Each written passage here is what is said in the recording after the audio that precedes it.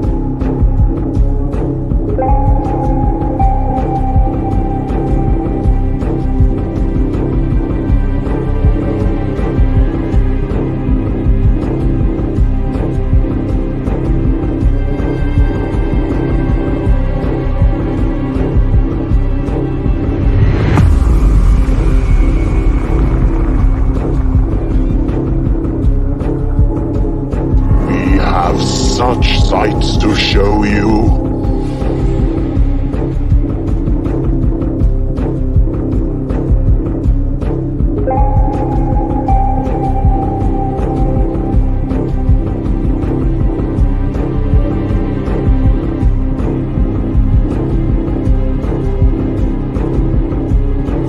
We'll tear your soul apart.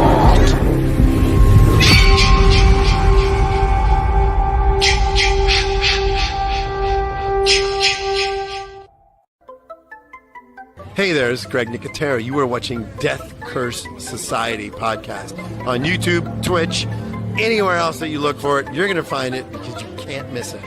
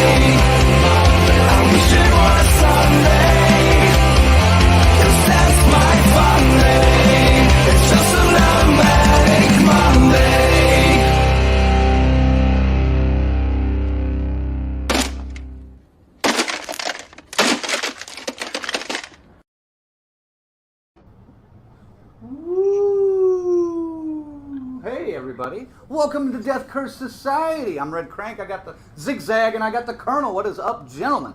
What the fuck is up? Where? What? Up. What? Genius. Not before we go on the air, man. Just saying. Oh, that's right. That's right. Hey, thanks for tuning in and joining us. We're going to be talking about the top 5 of 1994 in a little bit. We want to get your input on that. I see it looks like Ziggy and Corey have been swapping info on the sculptor that you guys have been talking about the last couple of weeks. Corey, I got to get a hold of you too soon. I'll touch base with you in an email also. Tyrone's here. Tanya's here. Happy anniversary, guys. We mentioned it last week. I don't think you were here, though.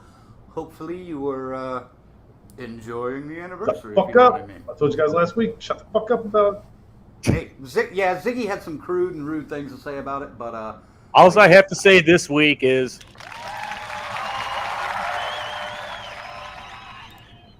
well, I thought you had didn't you have some theme music for them? all I said was this is probably they're avoiding our show tonight, and they probably need this 10th anniversary. I mean, come on, man. That's right. That's right. Getting the groove on right there. I bet it's still pretty hot at 10 years, Patricia's here, James is here, Stacy Lynn's here, who was not even 9 in 94 until the end of the year, but happy Monday to you. Kiara's here, missed you, Kiara, as well. Lorena's here, and Dude. Tanya and Tyrone say, thanks, guys. Hotter than ever. I just want to bring that up to make Colonel squirm. Bullshit. Anyway, gentlemen, how was your week? Colonel, tell us. What's up? It wasn't too bad. Surprisingly, the French overlords have relaxed a little bit on mandatory overtime. I say that even though I'm probably going to work the next 2, 3, 4, 5, 6 weekends in a fucking row. The French. Yes, the French. So it was nice. I actually had the fucking weekend off. Yeah, I was like, man, I'm gonna watch. Sorry, guys, can't game with you tonight. I'm gonna watch The Last Night in Soho. So I've really been wanting to watch it. It's on HBO Max, and I was asleep by like 11 o'clock. I didn't even start the fucking movie. But I did get my barbecue Sunday at Bourbon Bacon and Brew, minus the brew and the bourbon, because my oldest was guilt tripping me about drinking a beer with the kids. I'm like, it's a beer. Your dad's a big guy. It takes a lot. Well, I don't know. It's like, so I had a lemonade and a barbecue Sunday. Fair enough. Fair enough. And I know to prep for '94, we probably had to rewatch a couple of horror movies. But what did you rewatch for '94? I had a rewatch In the Mouth of Madness. I probably haven't seen it since '94. Did it affect its place on my list? I don't know. I'll be honest. '94. I didn't turn 10 till the end of the fucking year. This movie probably went over my fucking head. At 10? I'm sure it did. Yeah. So that might be why it. We'll find out. I don't. No spoilers. No spoilers. Right. Yeah. I don't know. I honestly don't know. I know you don't know. I don't send you the list where you can see it. Crank sees my list. If it doesn't matter, I'll send it. If I know that we're going to be the same shit, then I'll just put it up on the main one. But if it's something that I don't want to give any ideas, then I'll throw it on the other one. See, and one last thing before I wrap up my week. I'm getting sick and tired of seeing you guys drink out these fucking fancy ass glasses every goddamn week. So tonight I'm breaking out my Spirit Halloween finest fine china. Very nice. Until I can catch up to you guys. Oh, he's got one too? God damn it. Cheap ass bastard. Ziggy, you're muted. Yes, I had to get the frog that was fucking sitting in the back of my throat there. That was lovely. Go stick. Yeah, so, interesting. Yeah, Ziggy, you haven't shipped him his fine Shan Pie designs? He's not getting it until September. Let's say save the money. Wait till September, man. Yeah. Good Lord. It's in the bag with all the stuff. It's in my backpack already. In fact, here are your metal straw and plastic straw that goes with your cup. It's sitting right here next to it. It's the main pile of shit that I always see every day, so don't worry. You're covered, baby. That's right. Yeah. Ziggy, how about you? What was your week like? This was the easiest thing to set up of all time. I mean, 1994. It's simple. Yeah. Fear Street, 1994. It's all good. I got this whole thing nailed. So, I mean, it was simple. It was simple, this whole list. I loved it. It was fine. Right? Yeah. 94, right? It was a pretty easy year, like, group-wise. My issue was and I'm fighting myself. I looked at my ranking again right before we went on the air, and I'm like, I'm fighting myself, but... Well, that setup's gone. Okay. What? Never mind. As a matter of fact, It'll hit you in a few minutes. I know it. All right, my week. First, it started. I got the strangest message from YouTube or Facebook that stated we had 1minute 10 seconds of muted audio from last week's show, and and it says here, listen to this. Is this yours? There's nothing muted. It's fine. I don't know what it is. So I spent way too much time trying to diagnose what the fuck was that, because we didn't do anything. We didn't do any bits. We didn't do any music last week. So unless it's the Schrumfeld stuff at the beginning, the Manic Monday song, I don't know what the fuck they're talking about. No, or it may be we have gotten some issues in the past, like way in the past, with that Texas Chainsaw clip that's in the countdown. 1minute and 10 seconds worth, though? No, Yeah. It's not that long. Other than that, I found out I have to send my figure to fucking Malaysia to get repaired, and the guy is offering just some, I have to insure it for $20. I have to, I don't even know how much it's going to cost me to ship it there, and then he's coming back with, oh yeah, we'll work out a discount on your next order. I'm kind of like, you might be sending me a shipping label on this, bro. I don't know. Malaysia seems like that's going to be a pricey ship. Yeah. So. Got that, and then finally, my cousin, his son is in town from Colorado, a aspiring metalhead guitar player, and we finally got him to the jam room to rip it up, and we played some Slayer, we played some Megadeth, and I'll tell you, man, the kid's got chops. I'm looking forward to it. There's rumors that he may end up in Michigan at some point within the next couple years, and who knows? We may have an old goat and some young bucks in a band here. Who knows? We'll see. It was really, really quite cathartic, and boy, this kid can shred. And second, we played one song, one quick little Megadeth thing, and then right to Angel of Death from Slayer. If you know this song, I was in no shape to be trying to play that song. It was kind of rough and kind of nasty, but then really got smooth at the end. So I see huge potential in this kid, and it was cool. It was I needed it. I needed to get that shit out, man, because I haven't been able to play the heavy stuff in a while. So that was my week, and I'm good. Nice. Well, my week was pretty basic. Work, and sleep. So nothing too much. Like these guys, I wanted to kind of rewatch a couple of things from '94 to refresh in my brain. I had recently watched In the Mouth of Madness a few months ago, I think when we did our John Carpenter list 6 or 7 months ago, and but this last couple of days I ended up watching Brainscan, which I probably hadn't seen in close to 30 years. Had kind of forgotten a lot about that movie, and then another one I'd forgotten about. Kind of fucked myself after we got done gaming last night, Ziggy. Yeah. I started watching. I bought Stephen King's The Stand miniseries from '94, and was up until 7:30 this morning watching all of that. So, watched it straight through with 6 hours. Yeah. I watched it all. But it's only $5 on Vudu if you guys want to grab that. So, there you go. And I'd forgotten how many fucking directors had cameos in that miniseries. It's kind of funny to look at back now.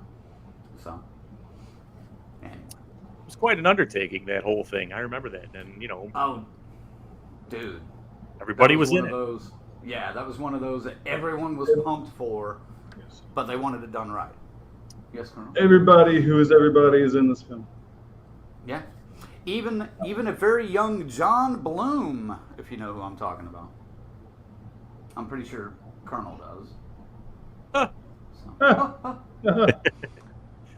I like that he was billed that way, though, because as soon as he came on, I was like, huh? That voice sounds really fucking familiar. All right, James says, 94, if I knew you guys were doing this year sooner, I would have watched Mary Shelley's Frankenstein, Cemetery Man, The Puppet Masters, but I did watch Sinister over the weekend because I dig my shot on video and was into it. So. Yeah, there were a lot of direct-to-video choices in this week's list. It was when that was first starting to rise to power.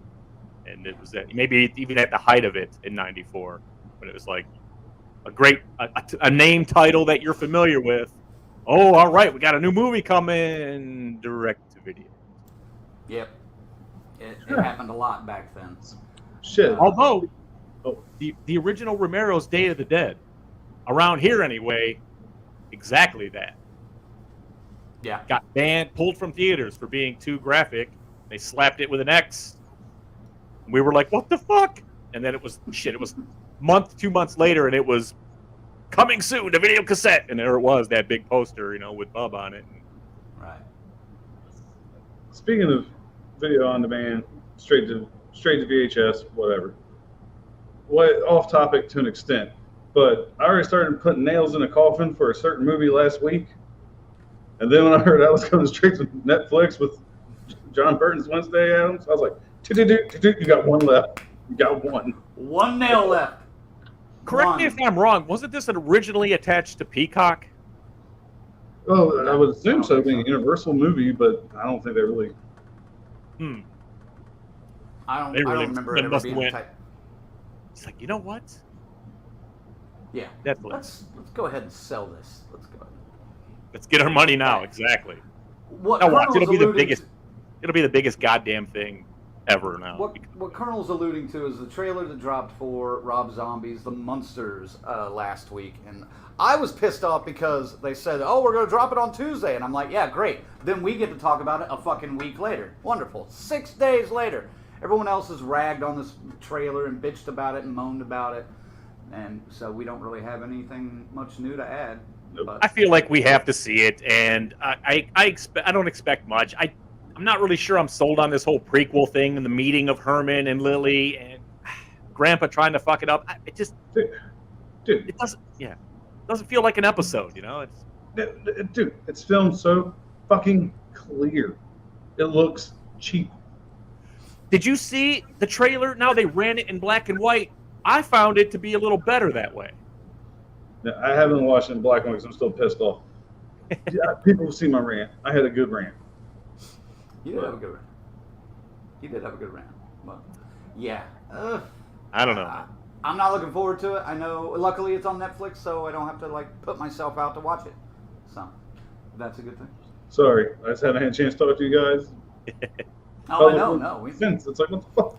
That's what this pre-show talk is all about, like getting this shit off of our chest.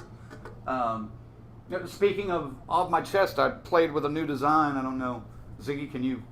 Yes, I can. Give me 1 second.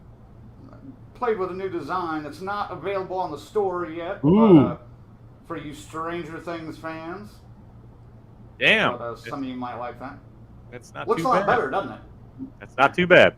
And it's got the Welcome to Hawkins sign down here in the corner, if you can't tell. Play with that. It'll be on the store hopefully this week. And if you guys are into it. And, yeah. So, a couple more comments and then we'll get to a list. Corey says, 94 was more or less the prime of me becoming a huge horror nerd. Insane memories of mom and pop video stores and late night horror. Charles Band and Full Moon Films highlight 90s horror for me. Hell yeah, man.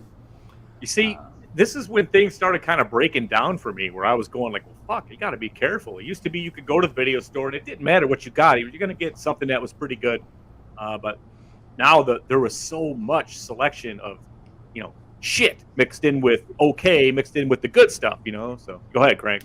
Well, 94 also, at least from the list that I've seen, there's a transition from one subgenre of horror to almost brand new for 94 subgenre of horror. And that's a discussion I want to have later on when we get through a couple of lists. But that seemed to be that peak year for that. Maybe not the first time that some of these kind of movies had been around, but it was definitely one that was overabundant in this year. So get ready. That's a subtopic for later that I've got planned at least. These guys never know what I've got. No. Big ass 5-headed noodle. Carrie's here from a very hot UK. Currently a red heat warning. My home is 30 degrees. That's Celsius, ladies and gentlemen. Yeah. For you American friends of ours. With the windows open. Oh, good Lord. No. It is 101 degrees Fahrenheit outside right now. It is fucking miserable, going to be 110. We're expected to hit 120 sometime before the end of July. We're like 87 Fahrenheit right now with all kinds of the humidity and ozone warnings and all that shit for the next 3 or 4 days here. So high 90s, mid 90s. It's going to be great. If we're doing that, yeah, mid 90s. Well, high 80s, mid 90s the rest of the week.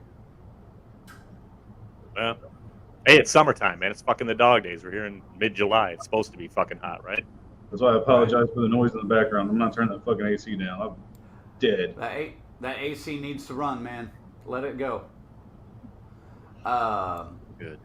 Adam Christopher says, love The Crow, love the graphic novel before the movie. They're saying that a reboot is going to be more true to the graphic novel, which I'm excited about. All right, let's explore that for a second then, because they're attaching Skarsgård to it. What do you guys think of that? The Pennywise Skarsgård, right? Yeah, can Skarsgård pull off The Crow? Colonel? I think he managed to pull off a Pennywise well enough to where there's a generation of kids who will not know Tim Curry as Pennywise, that I think he'll do a good enough job with this. That's just man. I'm sorry. If they stick to the book like they claim, the graphic novel, then this, because they took liberties in the Brandon Lee movie. That's something that it may have affected its placement on my list this week. So we'll get into that when we get there. Right. Well, it's kind of funny because 1990, the miniseries It came out. And then 27 years later, the first movie, It, came out with Skarsgård as Pennywise. And now, from 94, The Crow, it's probably going to be around the same time for the reboot to show up. So it's kind of funny that those are happening in the same kind of time frame. So, you think Skarsgård can pull off Brandon Lee, or not Brandon Lee, but The Crow, the character of The Crow? Ziggy? I do. It just takes an understanding of where it came from, and obviously I would highly suggest, not that Skarsgård's going to be watching this, but dude, read the graphic novel and take that in and understand that J.O. Barr's fiance was killed by a drunk driver. That's what he took and focused all that pain he had into that story, and in that graphic novel, it's there. You can feel it. It oozes off those pages, man. Yeah. And if he can capture that, he'll kill this fucking thing. Right. I want to touch this one. S. Michael says, it's not really horror, but Ed Wood directed several horror movies, and of course Lugosi was a huge horror icon. So the number one horror comedy for me that year was Ed Wood, which is way out in front of the rest in my book. Let's hear you call Boris Karloff a cocksucker. Favorite line of that movie? I love that movie. I honestly love that movie. Now, I will admit I don't necessarily include it in the horror list, though. So it's not on my list. But I fucking love that movie. It may be my favorite Tim Burton movie. By far. That's a fucking debate we could have too up the road. Tim Burton movies. Whew. Oh yeah. Dave's here. He's got a day off work, and he says, Munsters looks so dumb. Yes. Yeah. Carrie is asking what year we're looking at. We're talking about 94, but we got sidetracked by some topical points. So. We're getting to it. Okay, there we go. All right.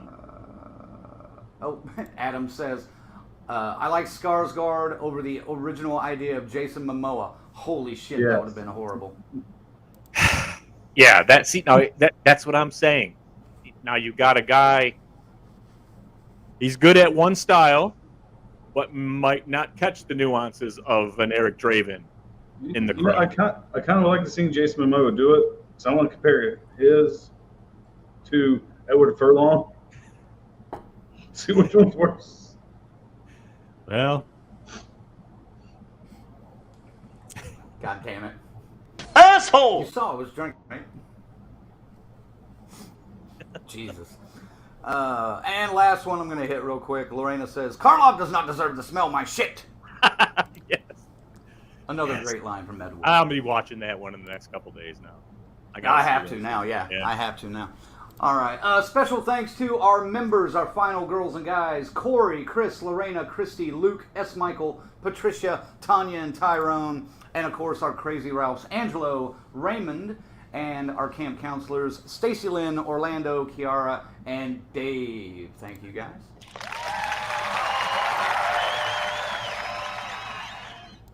And Colonel, you got us kicked off on the list last time, so Zigzag gets to go first. Ziggy? Don't give yourself the fucking clap. That's no. What? The people watching are like, "Fuck!" It's the crowd loves it when I go first, man. What do you mean? Sure. Okay. All right. 1994. Yes. Crank was too slow to pick up my joke that I even set up with him last night about Fear Street 1994. I digress and get to the actual list that I have here. Honestly, I wasn't even listening. That's why I guess not, man, because you're just going like, oh, you just kind of went right into this whole analyze the whole fucking year, and I wasn't even listening. Okay, moving on. Interesting. Totally. 94 was, again, to me, it was like a crossover kind of way the shit was doling out. We were no slashers that really came out at that time, at least not on my list.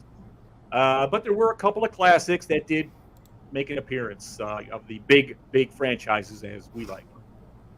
I will start it with number 5, Phantasm 3, Lord of the Dead. The return of Michael Baldwin to get in there and let's see, it just better than 2. And I love the way they took you through it. The characters are cool. You got like a little boy in there that's fucking people up, and just another one for the garden. He's got graves all over his house from people trying to come in, marauders coming at him, and he just takes them all out. It's fucking cool. Better than 2? Huh? Better than 2? It's right there, man. I mean, the story wise, I love how the second one picks up, and it does now. It throws me off way more now in 2 that it's not the same Michael, Yeah. And at 4, I didn't even notice. I was like, yeah, it's fine. He's great. But now it tears me right out of it. So I loved seeing him back in it. And then this is when you started to see some of the horrible shit that was starting to happen to him in this series. So it's good. Angus Scrimm, tall man, as always. Probably the last time he didn't look, I mean, in 4, but even he started to really, really look fucking crackly and old and everything. This was the last time he really had that good look, like the 1, 2, and 3. And, hey, man, it's good for number 5 on this list. Phantasm 3, The Lord of the Dead. Don Coscarelli, thank you so much. Number 4, as I was going over the stuff, I wasn't even sure. I was like, man, it's light on the horror, but the subject is totally horror. Star-studded. I love these books. Interview with the Vampire. And what can you say? It's long, but Brad Pitt, the story, it's a great fucking telling. I still think the book's better, but Tom Cruise as Lestat, yes, it's great. I mean, out of the 3 movies they made, this is the only one I go to out of them. The only one I need, and then I stick to the books with the rest of it. But I mean, not really horror. It is kind of light, but vampires and blood drinking and immortality, and just the fact how it progresses through the years, that shit is fucking great. Anne Rice, man, rest in peace. This is more gothic horror. It's gothic, yes, but it's cool, man. I mean, it does fit, and this was one of the better ones of '94, in my opinion. So. All right. Number 3, I don't know if either one of you two will have this one. It's an Italian film. I'm going to find that Italian shit if I can, and I did. Della Morte dell'Amore, Cemetery Man. I don't know if you've seen it. It's based on an Italian comic book. Rupert Everett is in the title role, and probably something he regrets, kind of like Kevin Bacon regrets being in Friday the 13th, that kind of shit. But it's just a zombie movie, but it's weird. It's very symbolic and shit like that. There's a lot of metaphor going on, but it is a good ride. And if you're a fan of Italian horror like this, you're gonna at least dig the zombie effects and the stuff that goes along with it. Give it a chance. You might find something new you like. Colonel's like, Number 2. Gotta have a couple of the big ones in there on the pillar, and this one I'd pretty much written off. I was over it this whole series, and then they came out with this one, Wes Craven's New Nightmare. Meta before meta was cool, and the more I watch this movie, I love how deeply it goes into that. I mean, at the first view at the movies, I was kind of like, man, I don't want to fucking, at that age, I'm thinking way too much for a Nightmare on Elm Street movie, but now I fucking adore it. I think it's brilliant. And shows you why Wes Craven kind of always was separate from the pack. This is the kind of thing, because he would reinvent himself so much. This is 2 years before Scream, man, so. Once again, another one. Rest in peace, Wes Craven. Thank you. The honorable mentions, I'll just go in the order I put them on here. Just put them, it doesn't matter. I'll start with The Stand. We talked about it a little bit. Mick Garris, his series, made for TV, but I liked it. Nowhere near as graphic as the book, and there's some things they just could not do, just due to what Stephen King's insane mind came up with.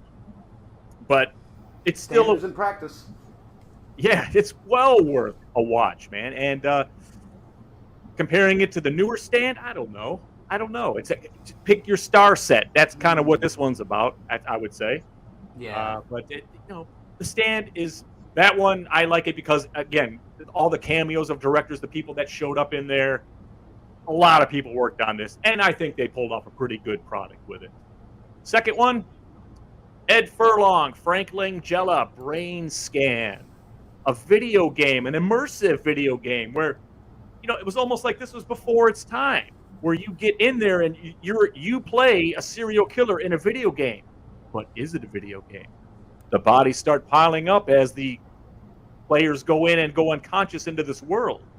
And just pretty interesting and totally original story for 94, man. I dug it, and I'm curious to see what Crank says 30 years later. I've seen this a number of times over the years, so I know what it is. And I do. It's definitely worth seeing and worth a place, at least on the honorable mentions list over here. And finally, this is the one where maybe some of you won't agree with me. I put The Crow on my honorable mentions list just because I don't consider this horror like that. It is, but it isn't. It is, but it isn't. Subject matter, yes, but let's face it. I mean, the horror of this one is what these gangs do to these people. But I love the movie. I love the soundtrack. I love Brandon Lee's interpretation of Eric Draven. I love his passion about the scene where he throws that fucking guitar, because there is no guitars in the comic book, in the graphic novel. That maybe one panel where the artist drew something, but it doesn't play into the movie. And they fucking had that goddamn guitar strapped to him for 2/3 of that goddamn movie, and it was annoying. So when he finally plays it and throws it off that fucking thing, that's him saying "fuck you." And the main things don't move or you're dead, and I say I'm dead yet I move. That shit, and the way he went at the gangs and they're punching him, and he just took that pain and turned it back on him. Fantastic.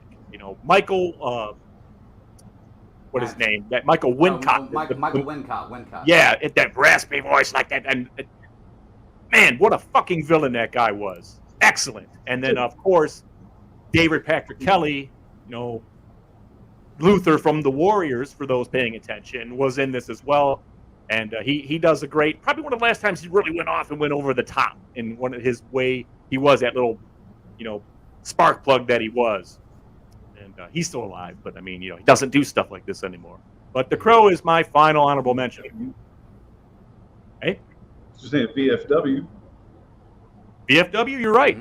That's true. But I have to watch that again. I don't remember exactly if he did anything crazy like that or had any monologues like that, He laid on the bar bleeding out. There you go. That's right. Pretty much, yeah. And number one, if you have not figured it out yet, if there's a John Carpenter, most likely it's going to be near the top of this list, and it's no exception here. In the Mouth of Madness. Sam Neill, do you read Sutter Kane? Fuck yes. This movie blew me out of the water. I loved it. It was so fucking weird, and it feels Carpenter, but man, it's just a Carpenter in a different mood. You know, this the way this shit plays out, and I love how it's cut together. I love the fucking Sutter Kane character. You know, and I would have liked to have seen a little more of the demons and stuff. I mean, you get glimpses and lights of them when they're coming out of the tunnels, because this is some rank hell shit, some horrible demons. And, you know, that kind of stuff used to disturb me back then, and I would have liked to have had a better look at some of those creatures. You know? But still, this movie, it will stick with you, man, because it is a mind fuck and not a happy ending. But it's you got to see it, man. In the Mouth of Madness, one of Carpenter's fucking finest. That's my list. All right. Very Good list, Zach. Good list. Yeah. I don't have the thing. You got it? You don't have the thing? Do I have to? Oh, now I can give myself applause? No, I got you. Let me try to find it. I got it.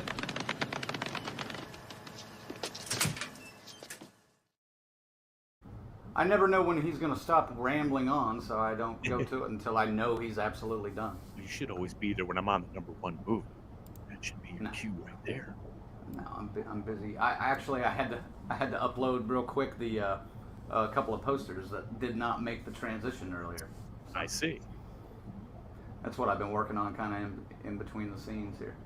Wow, that was a delay. Jesus, a little loud too. Anyway, hope we woke everybody up there. Hello. All right. Tyrone says, nice list, Zag. Where am I going here? Dave says, yeah, Zag, don't give yourself the clap. You know what I meant. You know what I meant, Dave. Nice one, Dave. There you go. And yes. Cemetery Man from Luke says, that rules, very expensive to find on physical form. James, though, has the UK Blu-ray of it. And he says the Shameless edition is reasonably priced. I have it somewhere, and it's a regular plain old DVD. It almost looks like it came out of the Walmart $5 bin. There's no jacket in it. It's just the disc, you know. It's in there somewhere. Looks like Patricia, talking about The Stand, wishes there was more Trash Can Man in both versions. Yeah, Matt Frewer would have just chewed up the fucking scenery in that 94 version of that. A lot more than he did already, but if he had more scenes, good God. My life for yours. Oh, man. Adam says, I have that new Nightmare poster. That image of Robert Englund is flawless. That is a great... That was a sweet-ass poster. Yeah. Patricia sent her list in. Number 5, Mary Shelley's Frankenstein. Number 4, Interview with a Vampire. Number 3, The Stand.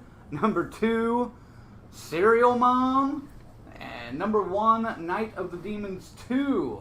Honorable mentions, Brainscan, Cemetery Man, Ed Wood, Phantasm 3, and Wes Craven's New Nightmare. Oh, man, way down there. Half my list is honorable mentions on hers.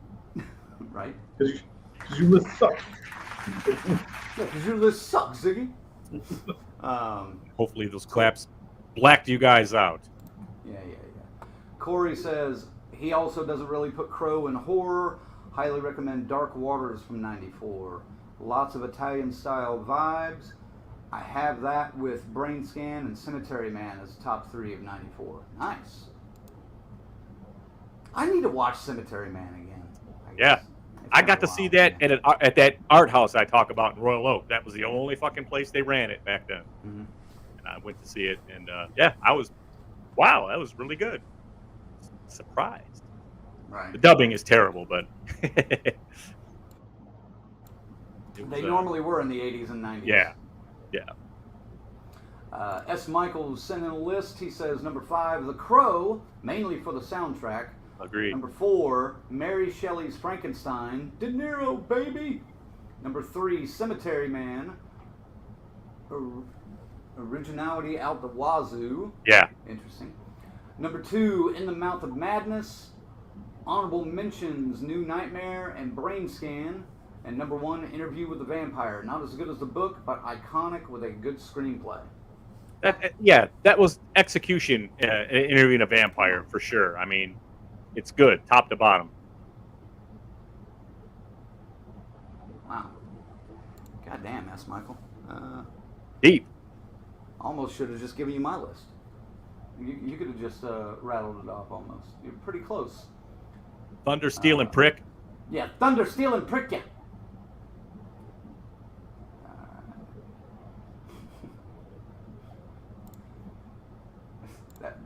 Dave brings up something from several weeks back. Not as loud as those frogs when I was in Cleveland. Tyrone's got his list. 5, New Nightmare. 4, Interview with the Vampire. 3, The Crow. 2, Phantasm. 3, and 1, Brainscan. Good list. Good list. list. A lot of love for Brainscan. Yeah. How's the body doing? I'm good BK now, wants to man. know are you doing all right now? Go ahead and tell that story because I think it's funny. You old bastard. I forgot. Was this? I guess that happened after the fact. Yeah. We went to this virtual reality joint. I don't know if you're familiar with the Oculus system. This is like an Oculus on steroids. It was like $1,000 rig, but the first game, there were 6 of us in there, and the first game you crouched down, you had a little, it was like a smashed corner of a building, and you had to crouch, so you're squatting down on your shit, on your knees, or just below. You can't really kneel down because you're not in this world for real. So then you stand up and shoot, and you crouch again. So I did this for an hour, and then we played this zombie fucking game.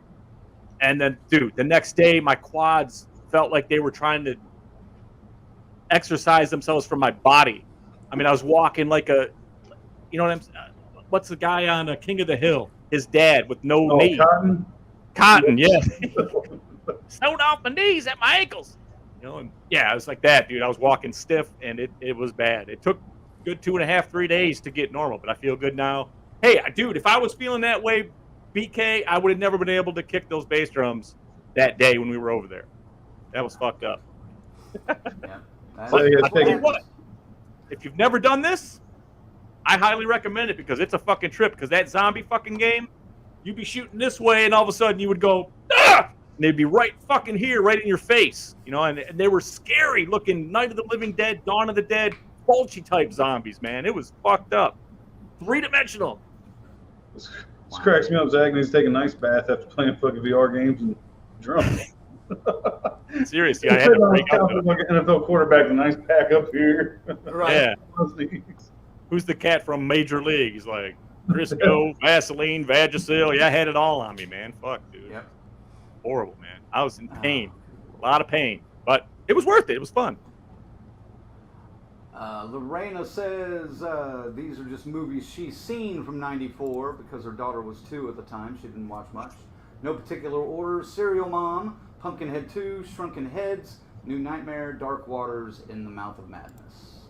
Pumpkinhead 2 was there for a minute, and I decided that I somehow didn't have The Crow on my list, so something had to go, and that was it. Yeah.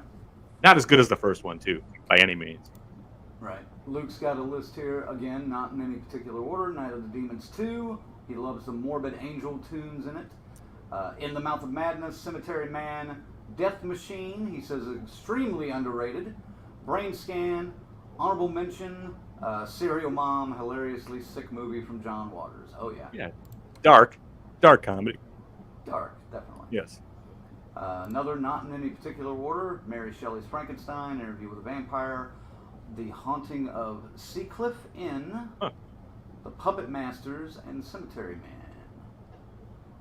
Haunting of Seacliff. I'm writing that down. Yeah, I need to check that one out. Haunting of Seacliff Inn. And here's a list from James. Good to see you again, James. Death Machine, Scanner Cop. Oh, number 5, Death Machine. Number 4, Scanner Cop. Number 3, Shattered Dead. Number 2, Angel Dust. Honorable mentions, Future Shock, Sinister, Phantasm 3, I'm going to mispronounce this, Mahakal, The Monster, and Mosquito. Number 1, In the Mouth of Madness. Excellent. Ah, yes, Mosquito with the great and powerful Gunnar Hansen. And he says Mahokal, I don't know, however you say it, is basically a Bollywood version of A Nightmare on Elm Street. I think I've heard of that, actually, but I haven't seen it yet. I'll tell you what, man. Those fucking Bollywood ripoffs are addicting as fuck when they try to copy something, dude. It is so fucking funny. It is so funny, man. Dude, I still love those old clips of that dude doing like Thriller. Yes. Singing online all the time. Like, it still pops up, still brings a smile on my face. That is hilarious. I know you love the werewolf transformation one where it just goes. Oh, yeah. That was great. American Werewolf in London got shit on that. Nice. All right. Corey says, I guess I may have to rewatch Phantasm 3 soon. It's been a long time, but I always recalled it being awful. Perhaps DCS is insisting I give it a rewatch. Well, I'm not going to. Two more lists to go. So yeah, I'm not going to insist, but I don't know. I got to watch 4 again too, to be honest, to really kind of compare it. It could be. It does have bad moments, but come on, man, what didn't? Maybe Interview with a Vampire. Patricia says, I hated Louis' character in Interview with the Vampire book version. His character irritated me so much, I threw the book at one point. And she also says, Zag, you need more knocker ball in your life. I do. I still have them here, too. But oh, no. No, we're good. We're good. No. We'll save that when Craig needs to be knocked down a peg or two. We'll go ahead and... Might be after my list, yeah. Yeah. Tarek's here finally. Why am I so late? Hi, everybody. Woo! What up, dude? Adam has his list here backwards, but that's all right. Number 1, In the Mouth of Madness. Number 2, The Crow. Number 3, Cemetery Man. Number 4, New Nightmare. Number 5, Interview with the Vampire. And honorable mention, Lurking Fear, a guilty pleasure. All right. There's no guilty pleasures here, sir. You like what you like. You know? That's right. As we say, no wrong answers, right? There's some wrong answers, but amongst us 3 at least. Yeah, okay. Sometimes you guys are wrong. No, fuck yourself. All right. I think I'm next. So mine's pretty easy. There's only a couple on here that haven't really been talked about too much lately. Like I said, I watched this last night, starting at 1 o'clock this morning, finished around 7:30. Number 5 for me, The Stand. The biggest takeaway I took from this was it still holds up, and even to the new series that came out from Paramount Plus or whatever it was on, not too long ago. I can see both sides of the argument for that stand versus this stand, but I love the fact that there were so many like young directors in there. Like John Landis makes an appearance, Sam Raimi makes an appearance. It's just kind of funny to see all of them get behind Mick Garris and Stephen King in this vision. So, and the other thing I took away from this movie was Molly Ringwald did really not grow up to be a great actress like we imagined her being. She was great in the 80s with like all the John Hughes movies, but she was awful in this. Holy shit. I'm sorry. I like Molly Ringwald. Don't get me wrong. I'm a Molly Ringwald fan, but god damn, she was bad in this. Cocaine's a hell of a drug. But yeah, there you go. That's my number 5. Crank staying up late, a real trooper. No, I can't sleep. There's a difference. I would have gone to sleep, but I can't. Number 4 for me, and I'm kind of shocked this is as low as it is, but The Crow. I love this movie. I think my top 4 could rotate completely in the next few months. I may watch one and want to move it up a little bit more, but I guarantee we could come back to this list every year and my top 4 would be just a little bit different. Be the same movies probably, but a little bit different. But I love this movie. I hope the new adaptation is not awful. I have hopes that Skarsgård can pull it off, but I'm going to be very skeptical about it until I see it. Another one I'm kind of shocked is as low as it is, but the other two I'm sold on all the way. Number 3 for me is Wes Craven's New Nightmare. I think I was one of the few people in 94 when I saw this that was just like, I fucking love this. I love the way they went with this. I remember a shit ton of people just bashing it back then and just not, because it was outside of the narrative that they'd already laid out in a way, and it was so meta, it fucked people up and they didn't like it. But I loved it, and I still like it, and I cannot wait for Cecil Laird's fan film sequel that they're hopefully going to start working on, maybe later this year, but definitely by next year. Dylan's New Nightmare with Miko Hughes and Dave McRae. I'm really looking forward to that, and I can't wait to see it. Dave McRae as Freddy Krueger.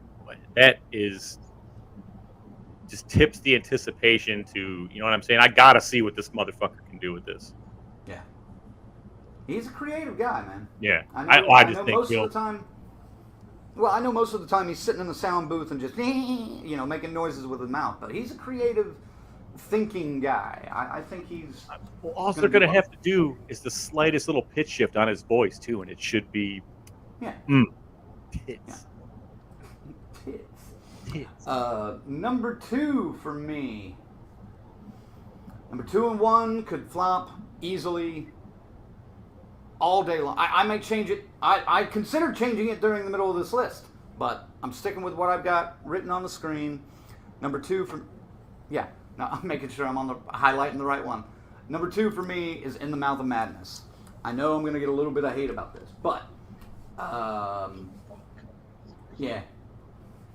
See, Colonel's already flipping his shit. I'm queuing up the rocker ball, don't worry. Bullshit. Fuck you. I love this movie. I love all these movies, most of them. But this one, my number 1 just barely beat it out. And I'll get into why here in a little bit, I think. Honorable mentions. Also already mentioned, Mary Shelley's Frankenstein, one of Kenneth Branagh's earlier directorial works. Pretty bold, casting Robert De Niro as the monster, especially as huge of a fucking star he was then, and still is. And it just works. And I've always been a fan of Kenneth Branagh's work, and I've liked the way he captures his visions on film, and they just work for me. So, number 2 honorable mention, Wolf. Speaking of big name fucking 90s stars stepping into kind of classic horror roles with a twist, Jack Nicholson as the Wolf in this. I did watch this one again recently this week too. I hadn't seen it in a long time. This is not your typical horror movie, as many will say, but it is absolutely a typical Mike Nichols film. if you are a fan of Mike Nichols' work at all. And yeah. Let me ask you this on Wolf. Okay.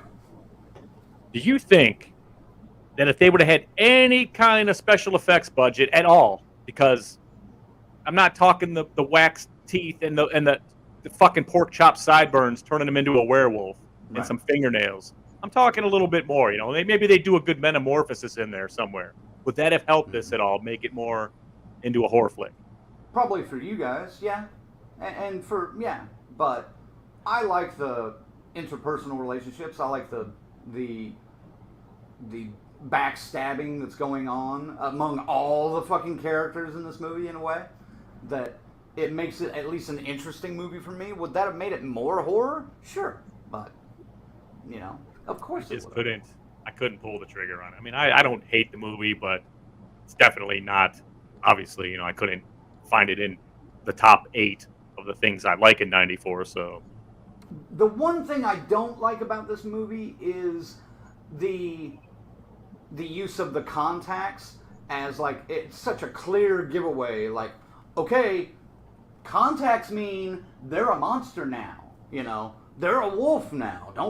Don't miss it. It's like, here it is. Here it is. Right. Let me pull my sideburns out a little wild here. Let me pull these out. You know. Yeah. Right. Yeah.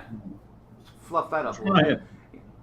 That's really one of the only things I really dislike about this movie. It's just kind of like there's one moment where a character comes on and you're like, and his eyes are just glowing gold, basically, just like, and he's holding them open real wide. I'm like, come on, man, you're a better actor than this. You're a much better actor than this. But yeah, Wolf made it into my list. So there you go. And then here's one that I'm pretty sure, I know is not on Zag's list. I'm pretty sure it's not on Colonel's either. A very early Ewan McGregor role, Shallow Grave. I dig this movie a lot. It's about a bunch of friends that live together and they find another roommate, but he passes away from a drug overdose. But they also find like a suitcase full of money, so they hack him up and bury him in the backyard and keep the money. And just the interpersonal relationships that are going on during this spree that it kind of ends up becoming is fascinating to watch. And it's always been one that I have really dug. And yeah. And I want to look one other thing up here real quick. Go ahead now. I'll throw a couple of comments up here. Right. What up, Peter? Peter Anthony joining us. The Crow Hey, had Peter. that bullet scene in Roseblood. Yes, you did, sir. He's got some things cooking too, coming down the pike. Yeah, he does. We'll probably be having. We'll be talking to Peter up the road here before too long. Oh, I'm sure we will. But yeah, Shallow Grave was an early Danny Boyle film. For those of you that haven't seen it, I've never seen that one. Check it out. Somehow that one slipped through. Check it out sometime. Again, it's probably not, on a scale of 1 to 10 horror-wise, it's probably closer to the 3, 4, 2 area. Not a whole lot of horror in it, but the setup and the yeah. There we go. Oh my God, Shallow Grave. Don't get me started. That movie messed me up a little. So visceral in the most basic scenes. Chopping up a body becomes nauseating. Right.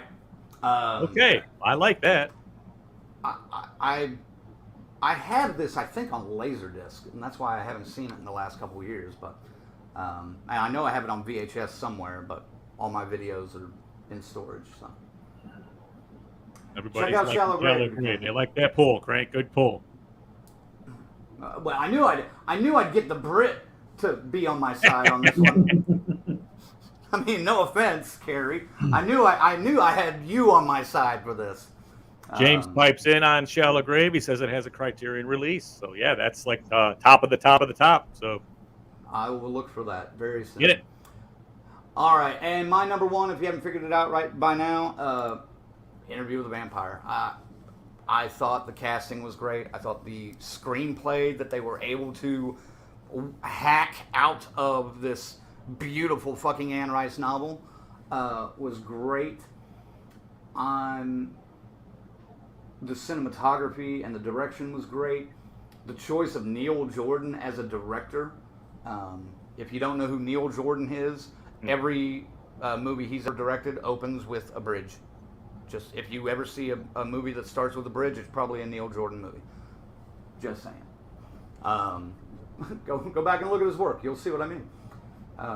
But yeah, I love this movie. It's just one of those that it brings in so many emotions with this movie that it's fun to watch. It's sad to watch. And we've talked about this. I love young actors that can actually fucking act. And Kirsten Dunst, playing, I guess she was 10 or 11 years old when she filmed this, knocked it out of the fucking park with so many different kind of moods and, you know, character traits within a small character that it was just so good. So That's a rough that's scene. my number one. Yeah, when they face the sun there, that's a little bit rough. It's a little harsh. Yeah. Yeah. But there you go. That's my top 5 of 1994.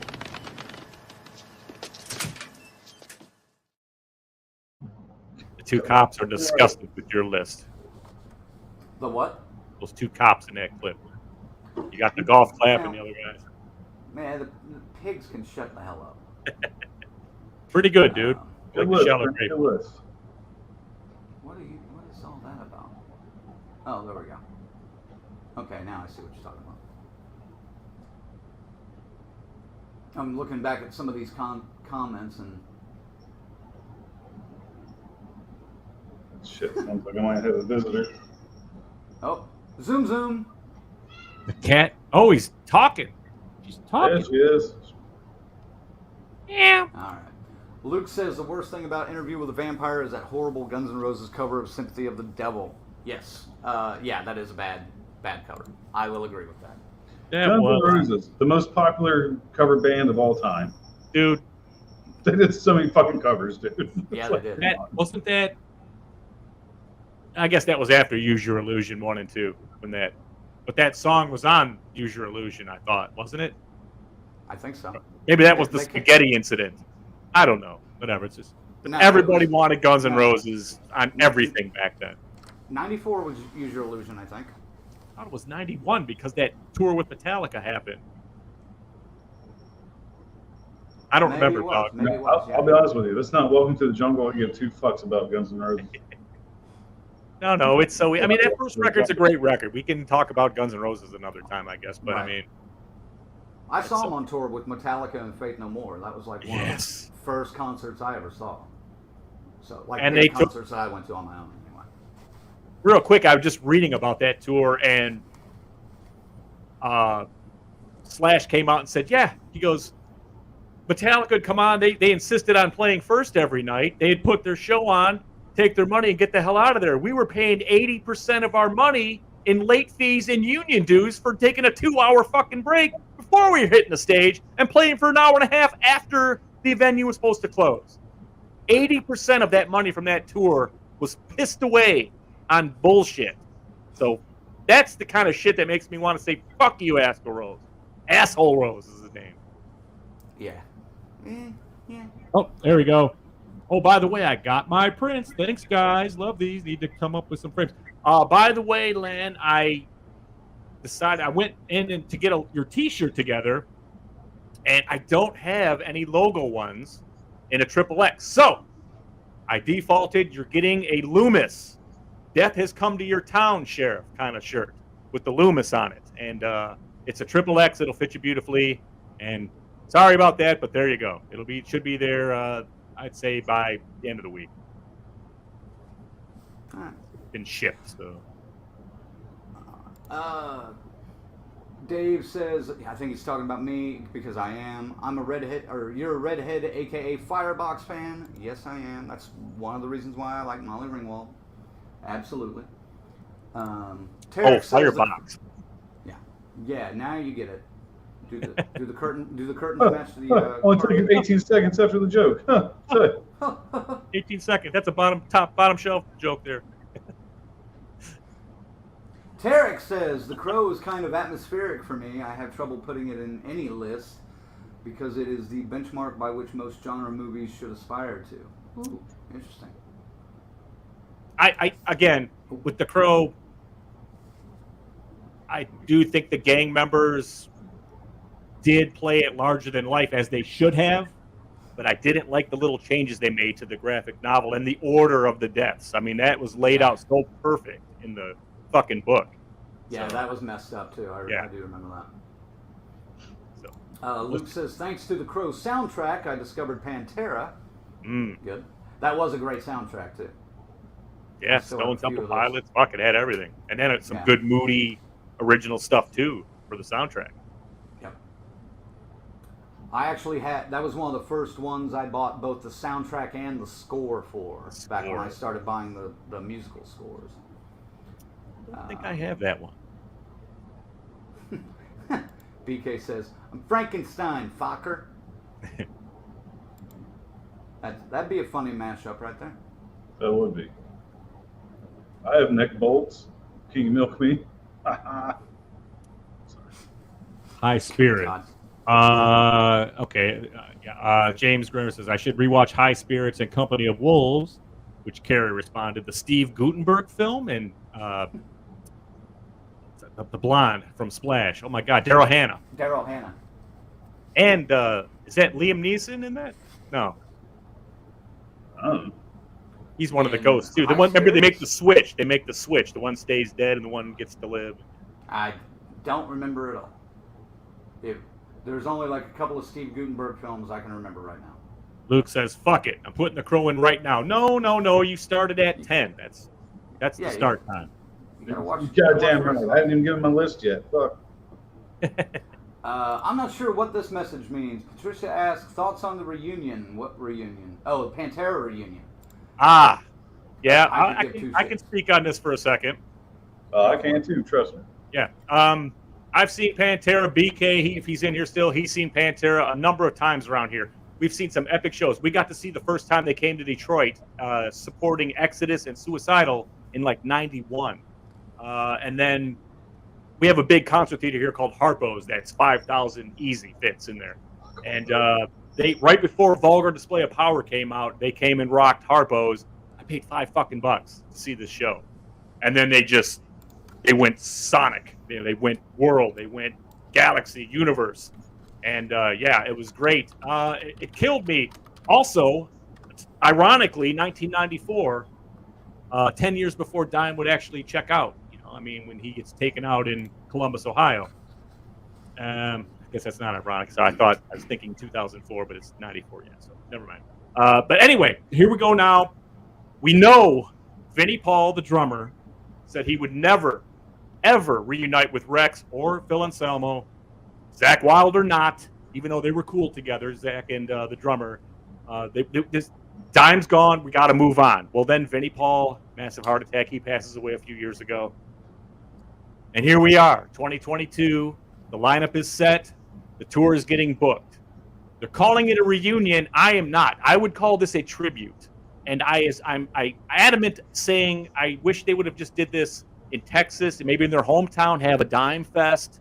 I know they've had some Dime Festival and tributes before, but do a big one. Do a big weekend festival, maybe 2 nights, 2 different sets, something like that. Sure, Zakk Wylde's going to nail Dimebag Darrell. He can. Don't worry, he's not going to be pumping his amps and his shit. They're going to give him all of Dime's toys. It's going to sound fucking phenomenal. Charlie Benetti is Vinnie Paul. They're the same style of drummer, so he's going to be fine too. Am I going to go see this? I really got to see the package and what they're going to put together. I'm very, very torn on it. But I won't call it a reunion. I'll call it a tribute. Whether I go or not all depends on what they put together and how much this fucking thing's going to be. Because if they just come out with some $200 price tag, they can stick it up their fucking ass. Colonel, what do you got on fucking Pantera tribute reunion? Go for it. Well, I got a fucking Pantera over here that won't shut the fuck up. So, all right. So, I've never seen Pantera fucking live, okay? And this is the very first metal band I discovered on my own. No help from my older brother, no help from my uncle. Pantera was my shit. If I had it close, I'll show you my sophomore picture from school where I'm wearing my fucking Pantera shirt, all right? Love these fucking guys. So, I'm all for... not the reunion, the celebration. I'm with you. It's not a reunion. Celebration's great. Celebration?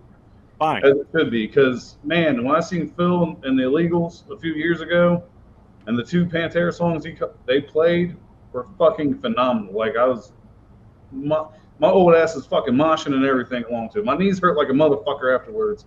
But, man, did it take me back years, the early 2000s, late 90s, when I was really into them. So I'm fucking pumped. I'll go see this. And, I guess I could thank my best friend for this because we mentioned Dime dying in Columbus, December 8th. So my birthday's pretty close to that. I won't say that, but I was trying to talk to my buddy like, hey, man, Damaged Plans come to Columbus. We got to go. And his old lady at the time's like, you're not allowed to go. So I never bought tickets. Thank fucking God. Thank God. Columbus is literally a 2-hour drive. Like I'll fucking go, but it's sold out. So yeah, I went to that venue afterwards. If you guys don't know, they tore it down. Yeah. And the one time I've been there after that, dude, you can still see fucking bullet holes in the ceiling. They never fucking patched it. It's a shame Dimebag died in a shithole like that. Bunch of slumlords. Yeah. Jesus He Christ. had, no. Metal They tore clubs, it down and it's affordable housing now. metal clubs are supposed to be like that. That's the vibe. That's the atmosphere. I have no problem with that. I've never been there, but I've seen it a number of times in different videos, and a lot of my peers have played there. You know what I'm saying? What's sick is the next night, Colonel, if that wouldn't have happened, Damage Plan was coming to Flint, Michigan, and I was going to that.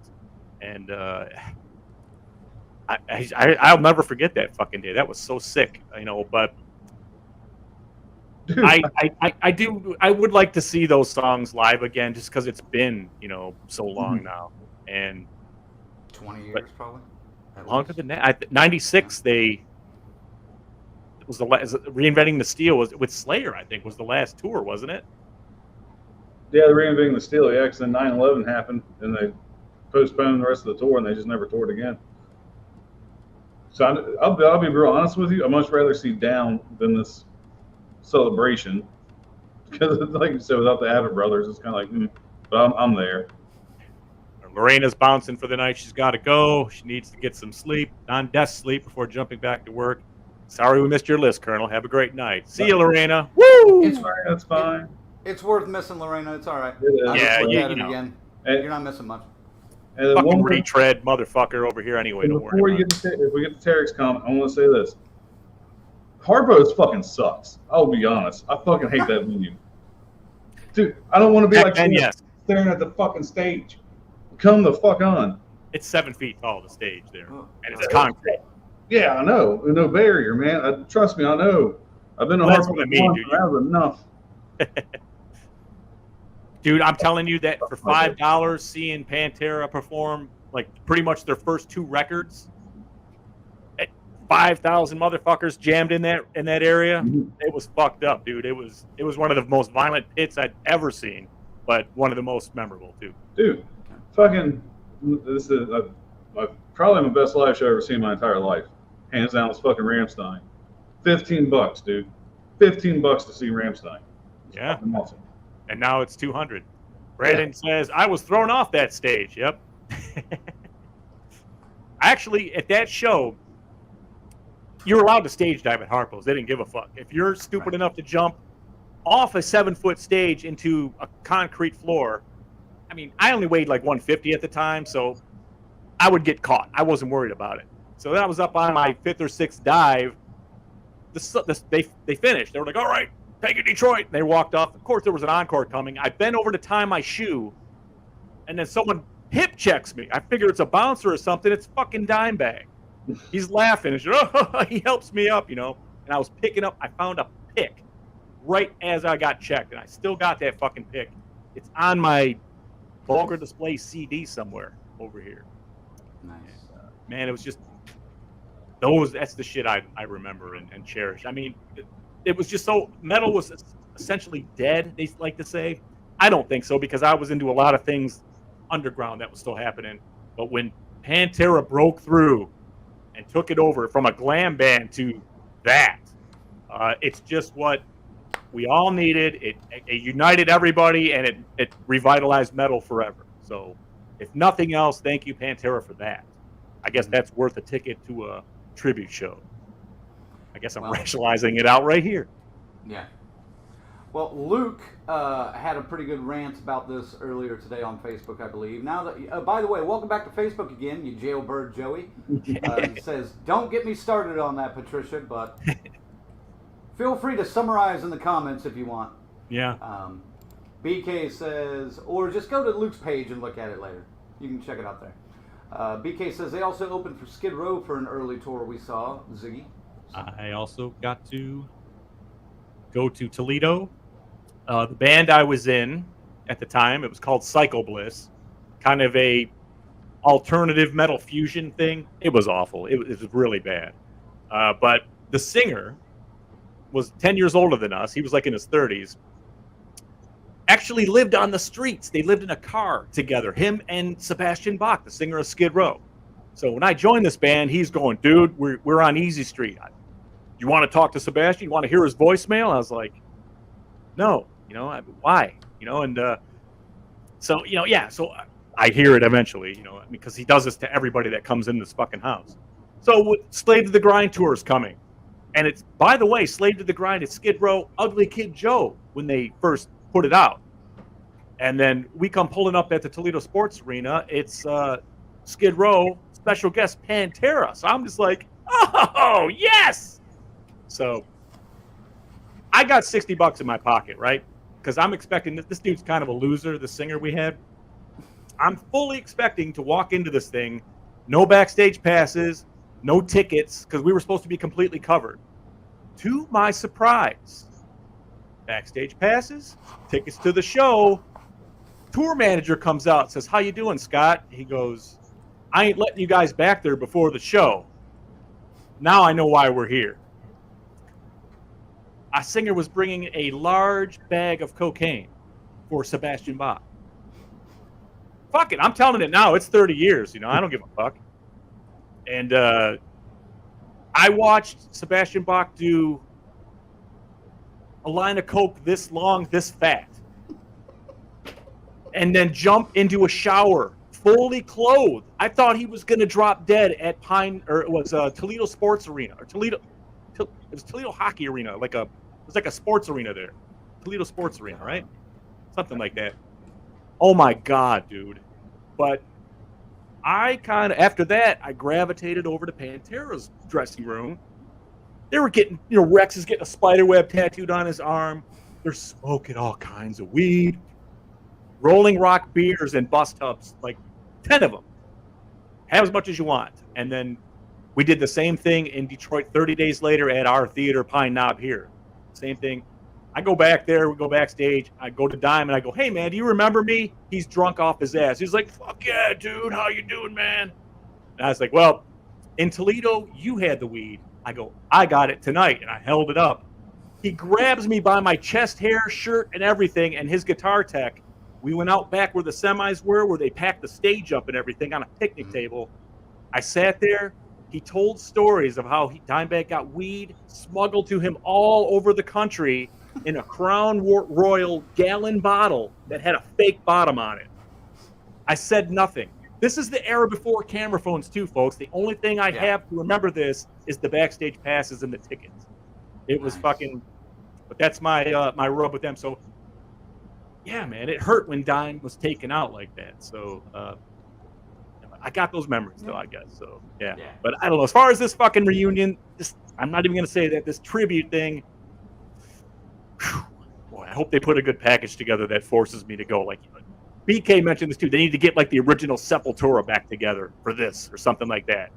Make it happen. It'd be so sick. So sick. Yeah. Well, Tarek says, thanks, Zig. It's not a reunion. By definition, this is a tribute, which is honorable and fine, but don't call it what it can't be. It Luke can't be. Says, met him 3 weeks before that happened in Minneapolis. Coolest dude ever. Oh, totally. Yeah, there's a comment that Colonel was talking about. Yeah, metal clubs be like that. Been to Harpo's, lost my keys, and the 2 inches of beer and vomit that covered the floor. And piss. Gross. Oh, it's gross. That's nasty in there. Dude, my buddy once got caught pissing in the garbage can because it was just a line out the door. The bouncer walked up and said, grabbed him, because we were there all the time. We went like every fucking weekend, Mm-hmm. He just grabbed him by the shoulder, and he's 10 times bigger than my friend, and he just goes, if I get stuck cleaning this fucking garbage can tonight, I'm punching you in the fucking nose next week, so lots of good stories there. I had another buddy, I watched him projectile vomit as he walked into the bathroom and came out and immediately started making out with the girl he had met there. There ain't no toothbrushes and mouthwashes in that bitch, so yeah. I wouldn't trust the ones that they were. I'm just saying, dude, a mouthful of fresh beer puke, and then you're going and tongue kissing. Gross. BK says, fuck it, we're going. So, you're going. going to see a death tribute this week, so why not, man? You know, it's only got 2 guys and not the main ones. Right. Dave says, speaking of Skid Row, that new singer wails. Yeah, he's got good pipes too. Although I think they're absolutely stupid for not figuring it out and reuniting with Bach. Tarek says, "Do you want to hear Sebastian Bach's voicemail? I'm not letting that one go." Dude, I got to get you a picture of this fucking singer, man, and you can hear it. You'll be able to hear that question. Just looking at this fucking gorp, fucking loser, man. All right, one last question on this topic, then we got to move on to Colonel's list. Colonel's list. Luke says, "Death to all or left to die?" Ziggy. Left to Die. Terry Butler and God damn it, who's the other guitar or the other drummer? I don't remember, but they're doing Leprosy in its entirety. I'm kind of excited about that. All right. Colonel, hit us with your best list. About fucking time, and you know what? I'm not going to speed through this. Fuck you guys. Take your time, brother. I've been waiting all night for this because this is my favorite version of Monday Maniacs. The reviews are awesome, the interviews are awesome, but goddamn it, I love doing the top fucking 5. That's a lot of fun, and this is my time. You guys, we talk about, we'll say 84 for example. Oh yeah, I was 13 and seeing this in the theater. 94, no, fuck that. He hates when he goes full screen. Especially if I'm not showing anything off, don't fucking full screen me. All right, I don't need to. But I was fucking 9 going on 10 years old. This is the shit that I remember. This is new. This is what I was picking out at the video store. So this is kind of like my chance to be like, relive my childhood. 94, man, I was playing fucking Super Nintendo. I was going across the street getting my Crystal Pepsi out of the pop machine. I was living the fucking life, all right? And I was renting some fucking movies, watching them at my house, or spending the weekend with my uncle, and he's pretty free about what the fuck kind of horror movies he let me watch. If he wanted to watch it, fuck it, I was watching it too. So thank you to my uncle, and this list, I didn't go with this, I went with the heart. Aww. Pure fucking nostalgia for this one. So this list is a little fucked up. Really nothing new on here, though, that we haven't already heard. Coming in at number 5, well, this is the debut of this one as far as our list goes. Pumpkinhead 2, Blood Wings. Fucking love this movie, man. I thought this was one of the best movies ever fucking made. It was sweet. Got the retelling of this, well, watch Hatchet, then watch Pumpkinhead 2, and you get the same fucking story, okay? Adam Green totally ripped off Pumpkinhead 2 on that. I will stand by that, but that's okay. I watch it now. It fucking sucks, but I still love it. It's fucking terrible. It quantifies that statement. Then the original statement has been balanced now. So yes. Yeah. Coming in at number 4, Brainscan. One of the few movies I would say today is ready for a fucking remake. Boom! I was going to bring that up too. You got it. You fucking got it. Dude. I was going to mention that too. Because I was sitting there watching it the other night thinking the exact same thing. I was like, man, a VR world. What's that bullshit that they were talking about where like gamers were sending people to kill other gamers? Oh, swatting? Like physically? Spotting? Yeah. Swatting. If it was like a SWAT team to your house, called like a fake bomb threat or some shit. Yeah. No, you mean in the video game, right? No. I mean, yeah, like say in the you're real world, it's happening. You're talking shit. I know what you're saying. To your house, yeah. Right. And they really send the cops. Yeah, a couple of guys have been fucking murdered, blasted by the cops over this shit. Right. Mm-hmm. I thought that would be an interesting way to like or something real life to incorporate into a remake of this because. Yeah, but you could be. He just got the new, find the new unit. Oh, look, here's a prototype thing. No one's got this before, and it's been something wrong with it. See, that's what I like about this movie, man. That's what I like about this movie. If you guys remember, he had to call this number to get in, and Edward Furlong is the only one that could call this number. And then the game master comes into fucking reality. One of my favorite scenes, even as a kid, this is I think why I love this band so much, is when he's fucking playing Primus and fucking dancing and shit. To me, as a kid, I was like, that's weird as fuck. Then I started listening to Primus. I'm like, Primus is weird as fuck. I love these guys. So yeah, you're going to get that. You're going to get individual scenes from some of these movies that stand out the most. Hold on a second. Coming in at number 3. Huh? You're moving along. Go ahead. There's a lot of comments. Well, I know Crank wants to. We'll get to him. I know Crank has Okay, another yeah, topic go ahead, to talk about. No. It's fine. Take Coming your in time. at number 3, Phantasm 3, Lord of the Dead. Very first Phantasm film I have ever seen. I've never seen that poster. And boy, did it make an impact on a young colonel. Everything from the 4-barrel shotgun to, like I said, fucking Dennis the Menace on steroids for fucking, Kevin from Home Alone with all his booby traps. The fucking gang of people that try to take him out and they get reanimated. Reggie lands some fucking pipe. You know what I mean? This movie's fucking to me at that age. I was like, this movie's awesome. Right. Well, it's now not my favorite Phantasm film, but still pretty fucking good. I'm kind of Zach. I don't know which one I like more, 3 or 4, and it wasn't nice. Yeah, now has it's a weird couple when I of go back. moments. Huh? 4 has those couple of moments that kind of. It does. I have to watch it again just to make sure. But man, just Reggie being held up against the fucking wall, all the fucking spheres and shit, and just like, man. Holy cliffhangers back, man, Fuck. Yeah, that was fucking awesome. Like Phantasm 3. But the ending, totally, I love they borrowed the first one's ending, It never ends. Yeah. Granted, I didn't know they borrowed the first one's ending when I first seen this. I had no fucking clue. Yes. So, See, I think Phantasm 2 was the first one I saw. Really? So that may be why it's always stuck in my head a little bit more. The Fog, The Children, Phantasm, my only triple feature.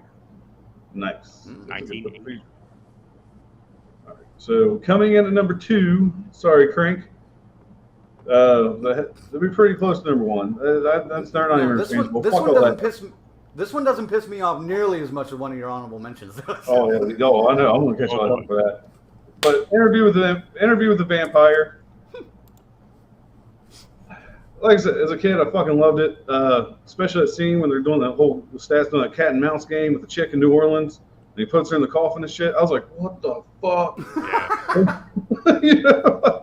That shit blew me the fuck away, man. Like, it was just like, whoa. And I rewatch it now, and it's just like so well written, so well acted. I even love the fact that you got Guillermo, What We Do in the Shadows, which season 4 started last Tuesday. God, that was fun. If you guys didn't know that, even dressed up as Armand and shit. Like, I was like, I wanted the first play because Interview with the Vampire for us '90s kids is like the top fucking vampire film. Mm-hmm. It's hands down the best one of the fucking decade. Maybe we could do top '90s vampire films sometime. We run out of topics. Ooh. Anyway, let's get to I had to quickly do the years on Fright Night, Lost Boys, all that shit. It's like, okay, that's still 80s. We're good. 80s. We're good. We're good. I said '90s. We're good. All right, honorable mentions. Really, no particular order. We'll go with New Nightmare. Wow. As a kid, I was like, what the fuck is this?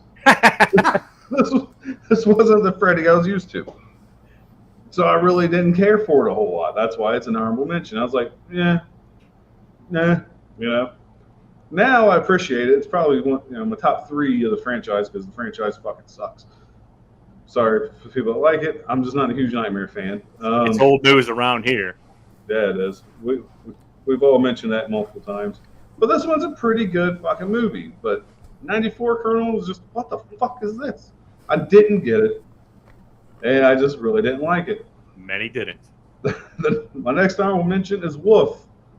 Damn, Colonel, why would a little kid like Wolf? Well, they were fucking werewolves. They look cool. Woof. And Jack Nicholson pissed on fucking dude's leg. Like, I thought that was the best thing I heard. He pissed on him. On his suede shoes. Yeah. Like, to me, that's enough to make it an honorable mention because I laughed my ass off thinking it was funny that he pissed on the guy. I didn't understand all the backstabbing and the story and all that shit. But even the chops alone, I was happy with that. That was new. And I learned, yes, don't piss on suede shoes. Well, and another reason that any 90s male kid especially might have liked that movie is Michelle Pfeiffer's just hot. She was. No argument. Especially with Catwoman. Yeah. Baby. Ooh, That baby. got a little Get Colonel going out there for sure. All right, cue up the booze. Here they come. The last time we mentioned, In the Mouth of Madness. Not only that, Colonel. No. Yeah, that's fine. Because like I said, I went with this, not with this. If I did go with my head, guess what? Still an honorable mention. This is one I had to rewatch. It was good. Wasn't Carpenter's best. I just, I thought it was funny when fucking dude got hit by the car. I know it was for Stephen King references. I rewound that like 3 times last night. Laughed my ass off every time the motherfucker got hit by the car. I just, Wrong, sir. Wrong. I would be correct. Because there's no such thing. We're not wrong here. Remember? No. But it is one of John Carpenter's best. It is. For you guys. It's different, but it's still very much Carpenter. Well, it is, but again, I just watched it last night.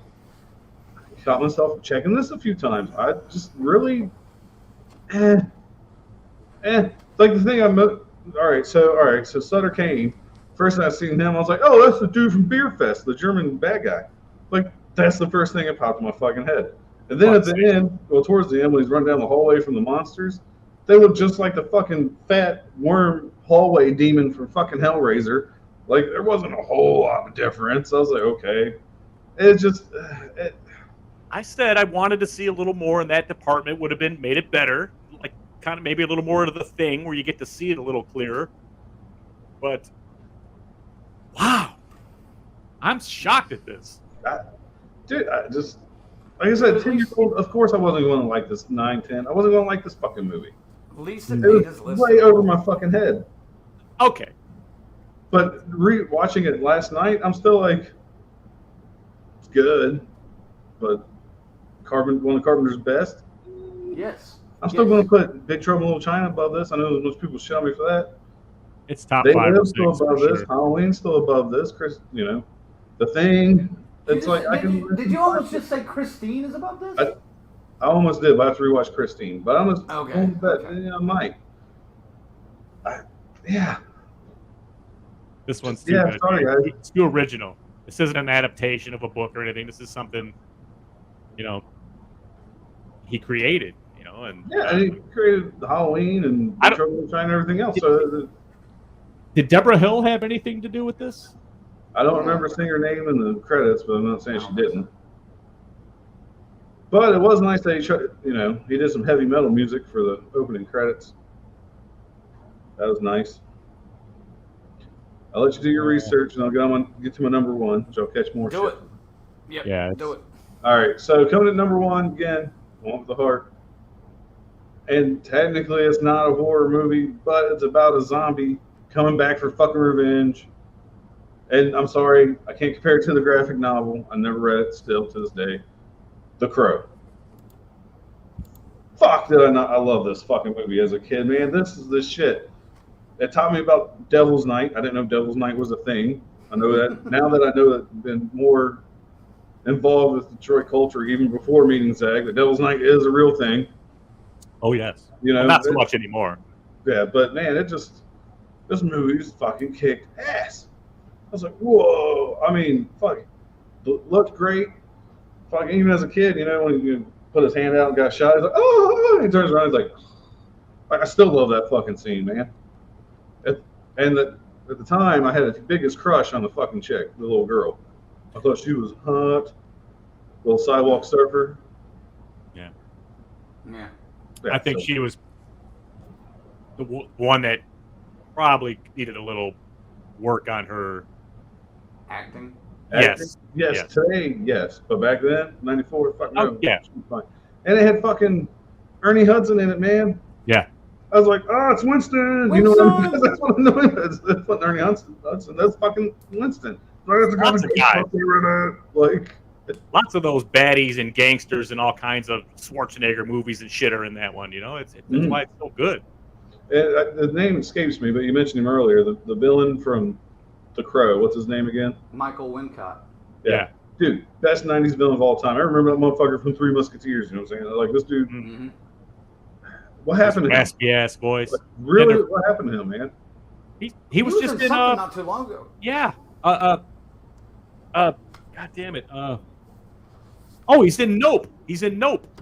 He is in Nope? Yeah. Good, because I got to buy tickets for that Thursday because that's the only chance I get to see it. Dude, but they're sitting in there when they're smoking that chick's eyeball. That's some sick shit, man. That was demented. I was like, wow, this guy is fucked up. And the weird thing, his sister, I thought she was hot then. I must be doing some weird shit because I think she's just as hot now. I'm like, damn, like I'd smoke a fucking eyeball of that chick. I wouldn't question it. She shows up at a couple cons every now and then. Yeah, they'd find me in a fucking alleyway one of those days because of stupid shit. Coming to Whorehound, isn't she? I don't know. Maybe it's Motor City. She was at Oklahoma City last year, I think. Motor City. I mean, I think she's coming too. She's at one of these. Yeah. I've got 3 targets now. I need to get at this one. What's her name? Alice. God, the ghost from Ghost Story. Krieger. What's her name? Alice Kriege. Alice Kriege. Is that it? Yeah, that's her. She's gonna be there. Roger from Dawn of the Dead, and fucking the Warlock, Julian Sands. Dude, Sands. man, that's I'm gonna put a day in there. I think, man, a full day. It sounds like. You better. All right, good list, Colonel. Minus the In the Mouth of Madness. Oh, that.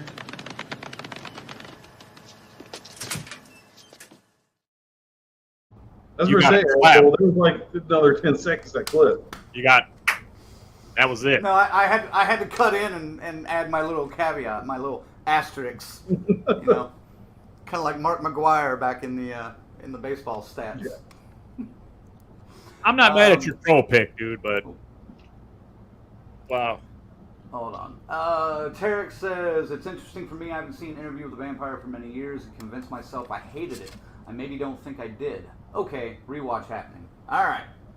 You know what?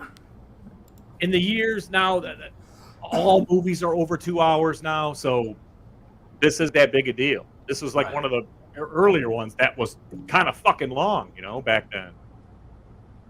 Interview with a Vampire. No, it was, but it was still engaging and interesting. I've always liked it. And if it's on, it's one of those movies where you kind of go, yeah, all right. You just kind of throw the controller down and go with it wherever it's at. Yep. Yeah. Adam says, house divided amongst the Death Curse Society. It happens occasionally. Once in a while.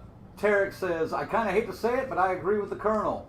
If In the Mouth of Madness wasn't talked about constantly, I'd have long since forgotten it. See, I'm not the only one, just saying.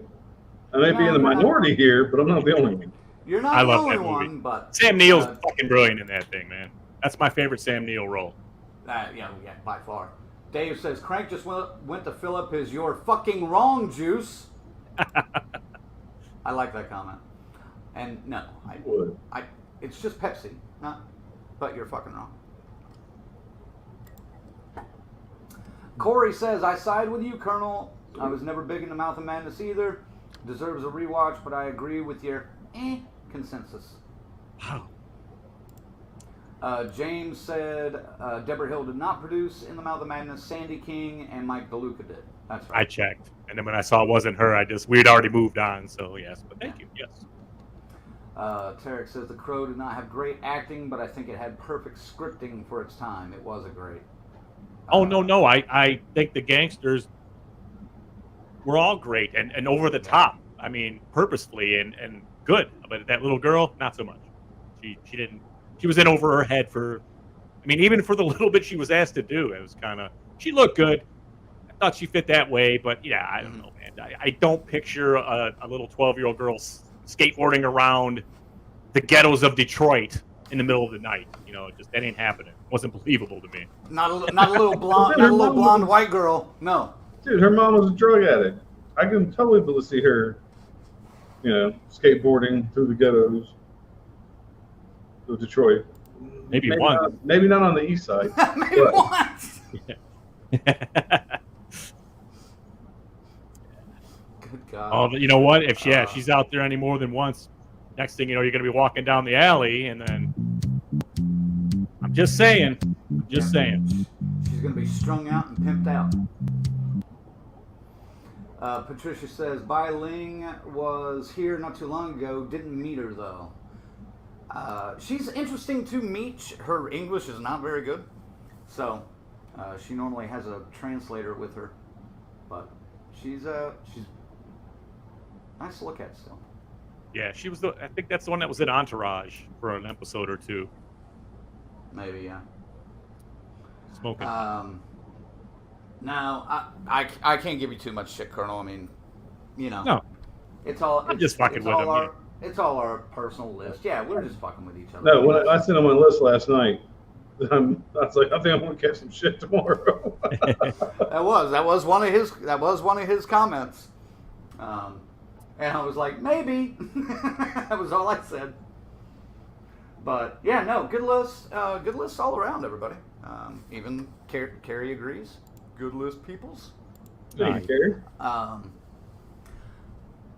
The side topic I kind of wanted to get into. We already covered one with the Brainscan remake. I think that's just there's something to that. Actually, there were a couple of comments about that.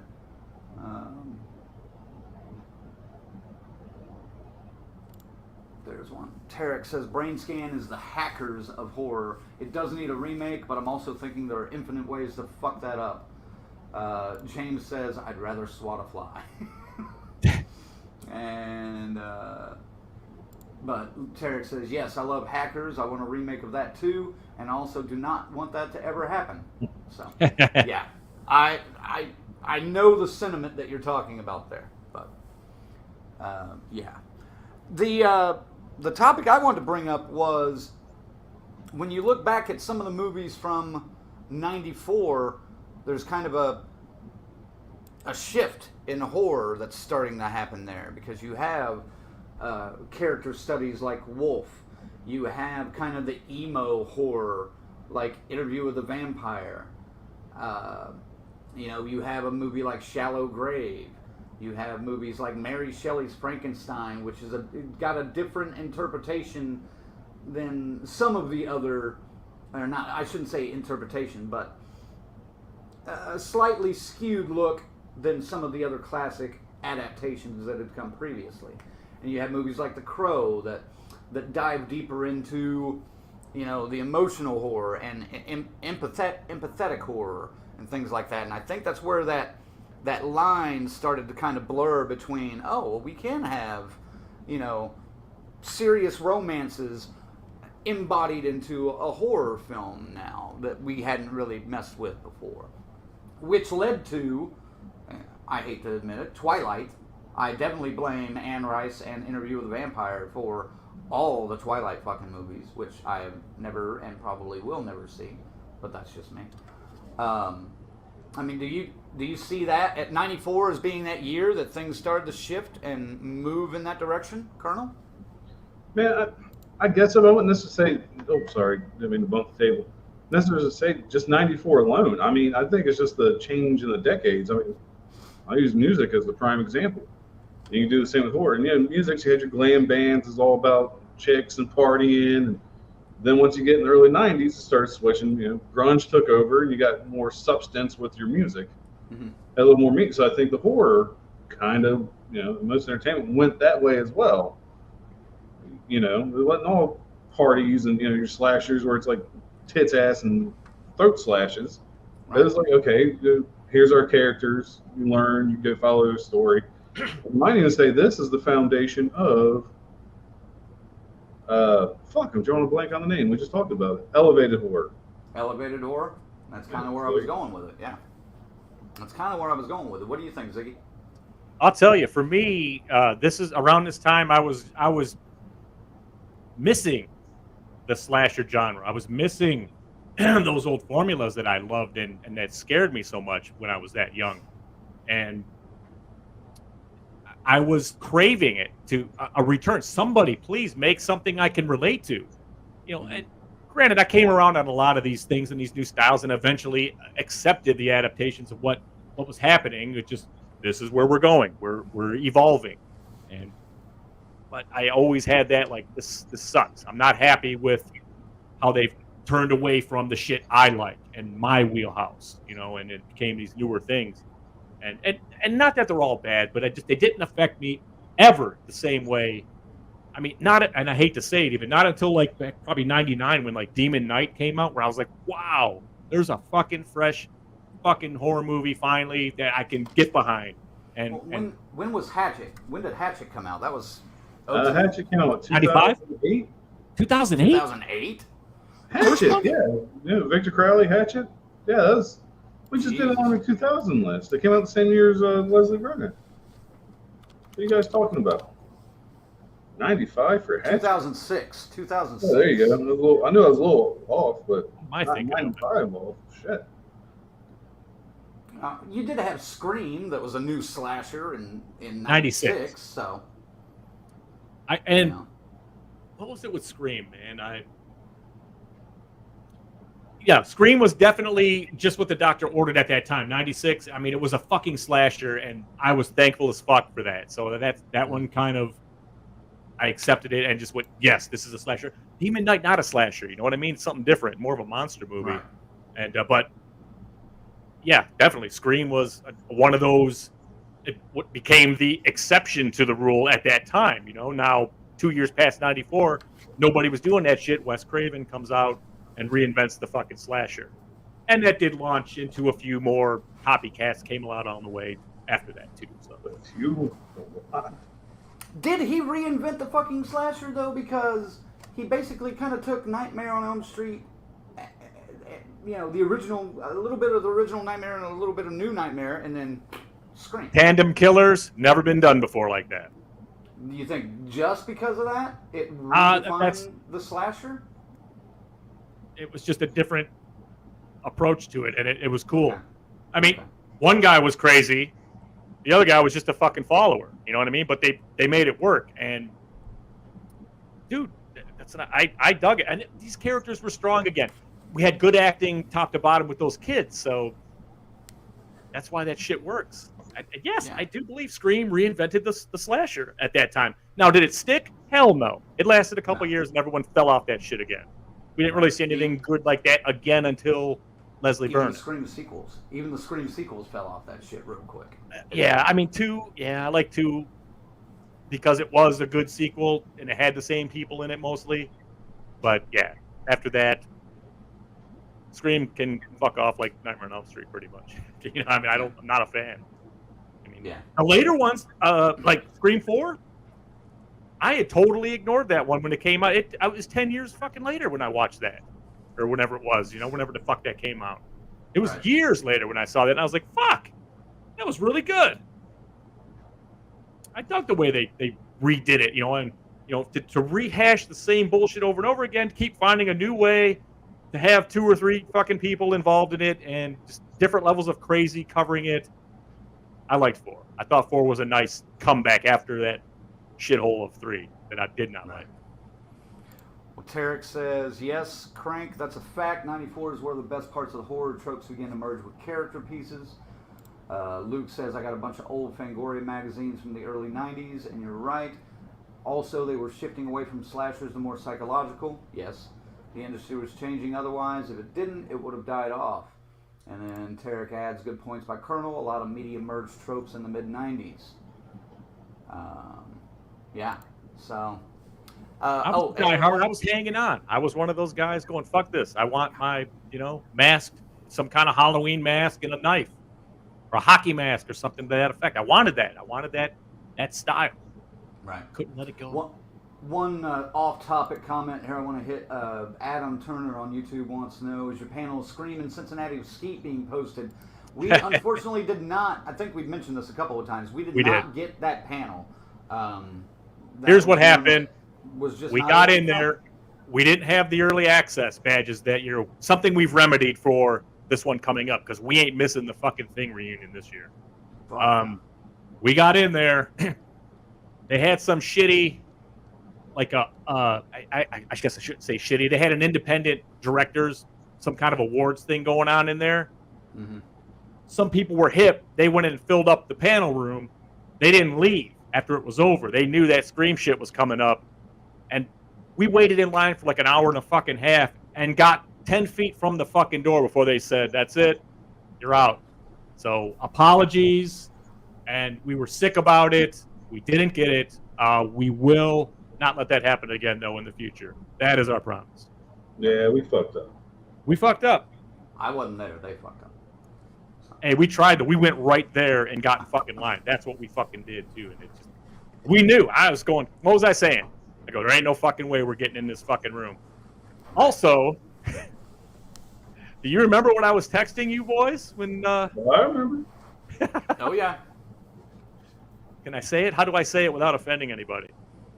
You don't. Say it. Okay. I'll just leave it like this. There was I won't even say the gender. There was a body odor coming from somebody's, I don't know what it was. It was horrible, though. It was a very specific body part. Yes, it was foul, man. Somebody was baking sourdough, and I'll just leave it at that. It was bad, man. It was fucking horrid, and I had to stand in line behind this motherfucker for an hour and a half, stinking. Oh, shit, off topic. The kind of still works. I know Tarek said, I know what you did last Monday. Speaking of, I know you did last summer. Did I ever go show you my pictures I got at the Seattle Fish Market? No. No? I was doing more off there. I was gonna say, let me get some bumps together here, just because that sounds not cool. Yeah, but he's right though. Anyway, Oh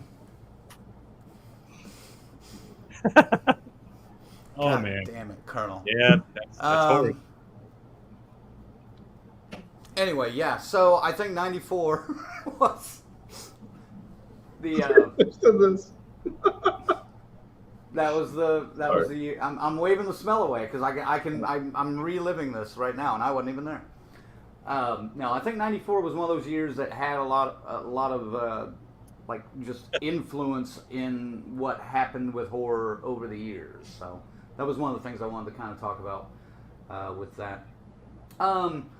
We got a couple of conventions coming up pretty soon, and one, S. Michael. I don't know. You haven't commented in a while. You may be passed out by now, but S. Michael has one in Indianapolis coming up that I don't know how the fuck we slept on in Day of the Dead. Indianapolis. Days of the Dead Indy this weekend. This weekend. Fan-fucking-tastic. And see, Days of the Dead, they were the ones that kind of were with The Walking Dead early on, correct? Say what again? Colonel, Walking Dead. They were kind of the Walking Dead proprietors. They had all the guys coming to that at the beginning. I don't think so. No, they had their own con. Okay. Well, anyway, Days of the Dead felt way off. The shit they were getting was no good. You're thinking of Walker Stalker Con. Walker Stalker Con, maybe that's it. But that was Walking Dead's con. We were when we were looking at all these cons when we were figuring it out a few years ago. Days of the Dead never had maybe one or two people we wanted to see, and that was it. They've turned that shit around, man. They're coming strong. Jesus. They were just in Chicago a few months ago, and it's killing me, man, because they had the dude from Zombie there. This fucking Scottish guy. He never comes to the States to do cons. I missed it. I would have fucking drove to meet him just for that. Yeah. Well, and this one's got Adrienne King and Amy Steele at it. Yes. I mean, your girl. That's my girl right there. I gotta do that at some point. I can't do it, man. It's this weekend. I know it. Dude, if I had had maybe another 2 weeks notice, I could maybe do it, but I can't. I had just written them off, dude, and then like when we saw that thing from S. Michael, I just went, "Oh my god, man, this thing is stacked." Yeah, it's a good one. Yeah, no, that's sick. But we are going to be hitting up Oklahoma City's HorrorCon here, August 6th and is that right? August 6th and 7th. 6 and 7. Yeah, and that's in Oklahoma City, of course. Zigzag's flying down for that one. C-Phase is coming down for that one as well. Colonel is working, so it's all right. He's unable to make it, but we'll take care of it for him. And then we've got Horror Hound in September. Yes, 9th through the 11th. 9th through the 11th. Yeah. And as mentioned, I'll be hitting Motor City Nightmares. Mm-hmm. That one is July 29, 30, and 31. So I'll probably go the 30th. And we'll bust in there and see what's up. Fuck, that's coming up in a couple weeks here. Shit. Next week. Next week. Holy shit. Next week from, yeah. But we got to do it, man. We got to get those. I'll try to impose my will and get some cool interviews from the aforementioned, Julian Sands. And I can never say her name, but I love her in Ghost Story. Alice Kriege. Alice Kriege. Kriege. Kriege? Kriege. Kriege. Like, Okay. like cream frige. Kriege. You shade after you got you. That's right. Something like that. Again, yes, and then Roger from Dawn of the Dead, who wasn't at the fucking Living Dead weekend, which is odd to me. If he's doing cons, why the fuck wouldn't you come to that one? But then again, I'm sure the 45th anniversary, which happens next June, There you go. they probably will be there. Oh, Everybody. you mean everybody behind my shoulder here? Yeah, all them guys. Pretty much. Although David MG is not, he hasn't, I guess he's not well. Give me 1 second. You guys keep going. I got to show you something. Oh, shit. Here we go. Also, another one that I'm going to mention just because I just remembered it was coming up. Monsters of Horror Weekend in Tulsa, Oklahoma is October 15th and 16th. I'll be probably the only one going to that. I may hustle up a couple of my local friends to go by and help me film some goofy shit there. But I'll just say this, man. I'm watching these cons and the shit they're announcing. If something is within 4 or 5 hours of me driving and it's worth getting, I'm gonna go, man. I'm gonna have downtime to do it. So. Well, and there's also Scarefest in Lexington that we've talked briefly about maybe making, because that will have a Friday the 13th Part 3 reunion. That's what I'm fucking talking about right there. Yeah, and that I want to say is in late October. So that's a possibility, but we're not quite sure yet. I'm looking at that one hard.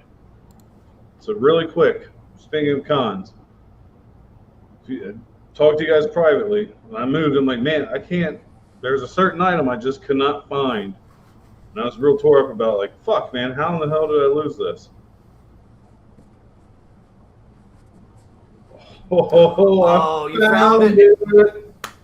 Oh my so god! Fucking happy when I found this. Very nice, dude. Oh man, that's got to get up on the wall. Yeah, put that fucking up. What's the matter with you? It's not coming out of the frame either, so it's going to have to go somewhere. Beautiful, man. This is something that, because I had a chance to go in Motor City to meet him when he was here, and I didn't go. I'll catch him next time. He seems like he's doing these all the time now. Motherfucker died the next year, man. Yeah. Luke says, Colonel, that Roy photo you got is awesome. Yeah, it's pretty cool. Yeah, I was starstruck even as Zag on that one. I was Dick Leon of all people. I was like, he's one to feel off the pool with. It was funny. He was like, he was totally going, yeah. I was like, Colonel, calm down, man. And then, but Colonel, was he not a fucking? He was a sweetheart, man. He loved it. He loved that Colonel was into it like that. He loved it. You got to give him the moonstruck. Snap out of it, man. I needed it. That was cool. Everybody else but him. I kind of got that way with PJ Souls a little bit the first time because she was so sweet, And of course Danielle. Ugh. Oh yeah. I think Danielle is going to be at that Tulsa one. So I saw she's going to Crypticon in Minnesota. They got kind of a stacked one too coming together over there. There you go, Luke. Minnesota, baby. Corey's bringing up something that I was going to kind of mention also, but again, we don't get to talk about it for 6 days. Right. Rumor has it in 2 days we get Halloween Ends trailer or teaser of some sorts. Be prepared for disappointment again, folks. Exactly. Oh, we'll definitely. I'm already disappointed. That's going to be our thoughts to open the show right away next week. We're going to discuss that trailer, and we'll have some fun with that for sure. I'm a Cincinnati Reds fan, man. I'm used to disappointment. I used to be upset as a Bengals fan too. Like, I'm not just used to disappointment. Yeah, I'm already disappointed just thinking about it. So, the bar is as low as it can go for this. So, if they do anything that's cool, I'll be grateful. But I'm not expecting much from this at all. I think they're kind of happy that they're getting away from it too. At this point, Maybe. I mean, I noticed his. He's trying to move on to his Exorcist trilogy now, and his fucking, what else is he doing? He's got the. Oh, he wants to do a sequel to The Thing now. He's working on. Yeah. Carpenter said, "Oh, he's got a great idea." That means he dropped that check in his hand already. Yeah, he's already got that check in his hand. Oh yeah, it's a great idea. I bet it is, buddy. Yeah, hold on. It's a 7-figure idea. Indeed. Motherfucker. Yeah, I'm not. I mean, I'm looking forward to it, but God damn it, we know we're going to be irritated by it. Or I assume we think we're going to be irritated by it. It should be a riveting review when we get to that one. Yeah. And I would love it if I have to come on here and say, you know what? We were all fucking wrong. What a fucking brilliant fucking ending to that fucking arc. We say that all the time. Prove us wrong. Yeah, really, though. I mean, if they don't shout "Evil Dies Tonight" 1,000 times in this movie, it's already fucking better than Kills. 10 times better than Kills already.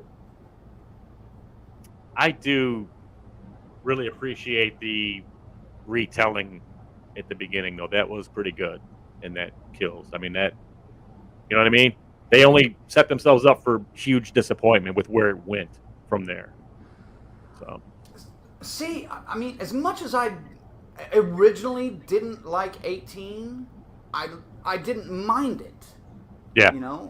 It wasn't because we got our girl back, and we got other characters that we had names we haven't heard in 40 years. It was cool. Right. There was some throwback. There were some bad decisions made with that script, Danny McBride, and then there were some other things.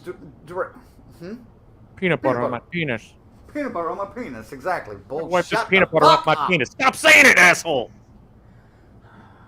But I didn't mind the 2018 movie, and then Kills ruined it for me. Like, I don't think this trilogy can get me back. Is that a good way to put it? Yes. Well, the fucking Lori is just a fucking cameo, essentially. Yeah. They done fucked up. I guess not so much in this last one. We'll see. I hope so. We'll see. Watch. They'll go so far in the future she dies of natural fucking causes. She won't even be in it. You know what? I can't even speculate what they're going to do. I don't even want to. It's like I want to be genuinely pissed off by their choices so I can save it for this. God, you want to know how pissed off people will be if it's a 3-year time jump to, like, Laurie Strode's funeral? That'd be kind of funny. That's the opening scene. Well, that would be kind of fucking funny. If they flash it back, though, and they show some shit that led up to all this stuff, okay. I mean, have something. But if she's only in it for that, no. That will be, that's the kind of shit that will make a can't-miss Death Curse Society review show of Halloween Ends. Can't miss. Because there'll be rants galore.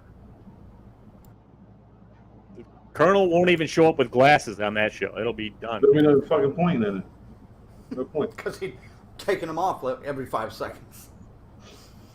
That might be one of those shows that just starts with no countdown, no nothing. It's just like, on, motherfucker, let's go. No woo, no nothing. Halloween Ends, woo, let's go. All right. Luke says he's going to that Crypticon, Minnesota deal. Tarek's back and we're killing him. Good. Dave says, I rewatched Halloween 18. It wasn't as bad as I remember, but it was just fine. Not good, just fine. Yeah. It served its purpose. It did fine. Whatever. Tarek says, okay, this might have already been covered in the show. The Exorcist prequel competition between those two films. Would love an analysis breakdown. Between the prequels? Shit. What do you mean exactly with that? Dominion and what is the other one? Oh, those. Okay, gotcha. I gotcha. That would have to be a specialty.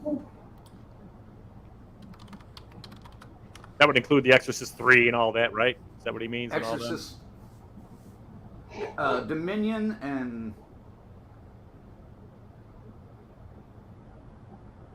what was the other one? Damn it. The beginning. The beginning? Oh, yes. Okay. Fucking piece of shit. Yeah. All right. Okay. We could do it.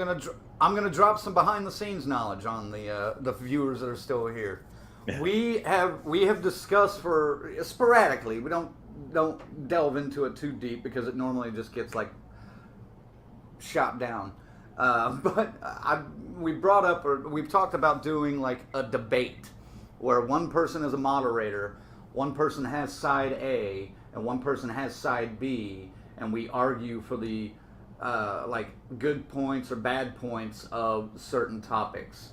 So I think this is situational to that might be movies one we we are do. passionate or not passionate about to have that work. So yeah. Right. Like this. Yeah, I'd have to really Biggest get pure into Fulci film. At the best Fulci film? Yeah, right. Exactly wrong because it's City of the Living Dead. Everybody knows that. It's The Beyond. Everybody knows. See, yeah. It's good, but it's not The Beyond. This would be it, special Okay. effects, City of the Living Dead. Okay, Fucking so atmosphere, City of the Living Dead. Dude, Score, for another City time, of the Living Dead. I gotta get to bed. I gotta be at work in like 5 hours. I'm sorry. You're changing the topic, man. Anyway, we've talked about that a little bit, but I don't know. So we'll talk about it a little more with this and see what we come up with. I'm not against it.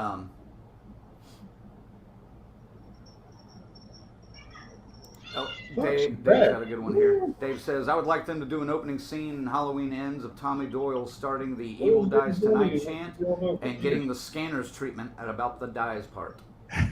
I would go on board with that. And Tarek says, that would make a great debate. In the future, maybe. We will discuss it. We do got to wrap this up, though, guys. So, hey, next week we're going to be reviewing the movie in theaters from Jordan Peele, Nope. That's going to be our next episode. So get out to your local theater this weekend. Check out Jordan Peele's Nope. And that way we can all discuss it next Monday. And in a couple of weeks, August 8th, I believe, we'll be doing a recap from Oklahoma City's HorrorCon about that and going over some of the highlights and maybe lowlights of that weekend. We'll see. And then the week after that, I'm going to go ahead and throw this out there to the guys. We'll have Steve Merlo, the director of The Sawyer Massacre, a new fan film that's coming out, I think, in October on YouTube. But they're having their premiere down in Austin, Texas in August. That's supposed to be a prequel as well, I believe. So fan film, prequel, Texas Chainsaw. Can't go wrong. Well, you could go wrong. You could go wrong. You could easily go wrong. But he raised his money. He got his money he wanted in his crowdfunding. So, I mean, I think it's something different. It's not Jason. It's not Michael Myers. So, hey, let's go for it. Well, and he mentioned that the premiere was going to be in Austin on August 26th, which I believe is a Friday. So, I told him, I was like, man, I'm not making any promises right now, but I might be able to make that if tickets are still available. Let me check the schedule, make sure my work commitments are covered, and fuck it, I may just drive down there and go interview check that everybody. movie out. And then hopefully interview everybody. Yeah. Yep. So we'll see. But that's our plans for the next few weeks for you guys. Ziggy, send them out for the night. The dog days of summer. We got this shit going on. I've got, I've mastered my green screen now, so I have some tasty bits coming at you. I can't wait to share. Having a lot of fun with that. Maybe a new segment, inserting ourselves into movies that we don't belong to. New segment? Not a new segment. Well, it was done once 4 years ago, and now we're going to bring it back. Multiple times. He put himself into the best one he ever did. Colonel put himself in part 5 with Richie the Reckless, or the that was my first one. Was just fucking around. That sucks. That was good. I'll admit that sucked. I'll admit you're way more advanced than I am. But if I was kept up with it, I would have got to your level. Yours is pretty fucking good. It's going to be part of the unboxing video of the Jason Voorhees 18-inch final chapter Jason. And I cut a little bit where I put myself in the movie. And yeah, it turned out pretty good. I'm proud of it. It's very short, but it looks good. But we're going to have a lot more fun coming at you, man. Even I've done it before. I know you've done it too. You put yourself into the one where like, hey, dude, it's not Friday. It's Thursday. It's Thursday. not Friday, yeah. Go back to sleep. That one looked good too. You know, I mean, it's new to me. I just bought one, and I didn't have the right lighting, but now I do, and it made a fucking huge difference. But tons of cool stuff coming your way. Cons galore, all kinds of mayhem and madness, and we'll see you next week from the DCS. Zigzag is out. Dude, holy shit! We got a con in August, September, and October already. Right. Fuck. Busy. Maybe time. more. We can make this work. More. I'm gonna try, man. You got one in July. Yep, end of July. So, damn. Colonel. Well, other than Zach stealing my idea, just fucking with you. You're right. You also did. You were the first one to do the mashups, but did I not pick that ball up and become Hold an on. all-star? Oh, hold on. You picked the ball and ran us into the ground literally because we get shut down every fucking week. Hold on. You guys are really. Hold on. Okay. You guys are really pissing me off now. So I got to take the glasses off and let you guys know what's going on here because I don't want you telling him he's ripping you off because that's not right. You know what I mean? You know what I mean? I do know what you mean. I do. I was getting shit. I feel better. So anyway, thanks for joining us. Again, as a top 5 list, a lot of fucking fun. I love these. It's been too long since we had a top 5, and looks like it'll be a while before we have another one. So don't get sick, wash your dick, and don't smell like you're in line for the screening panel. You Summer C. God damn it. God damn it. I knew he was going to do it, too. I can say nothing else. End the show right now. It's beautiful. Yep. Thanks, guys, for tuning in. We will see you next week. And one last time, thanks to our members, Final Girls, Corey, Chris, Lorena, Christy, Luke, S. Michael, Patricia, Tanya, and Tyrone, our Crazy Ralphs, Angelo, and Raymond, and our camp counselors, Stacy, Lynn, Orlando, Kiara, and Dave.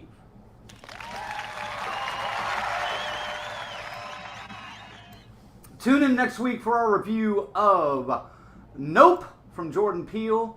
And be careful out there, everybody. We will catch you next time. Woo! Stay cool! See us out.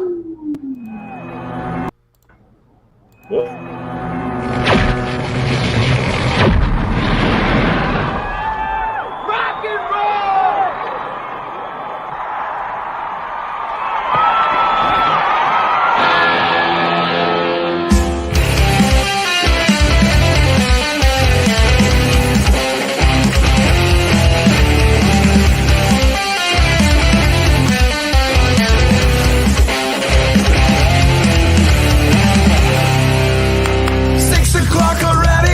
Just in the middle of a dream.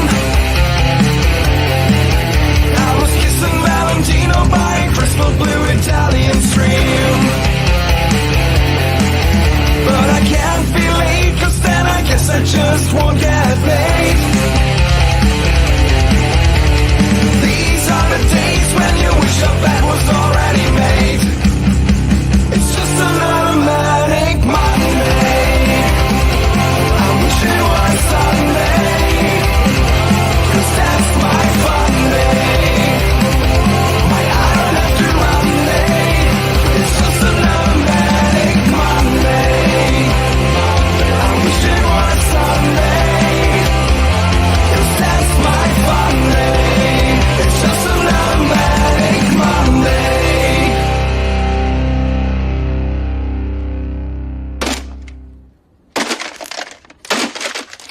Pardon my French, but you're an asshole.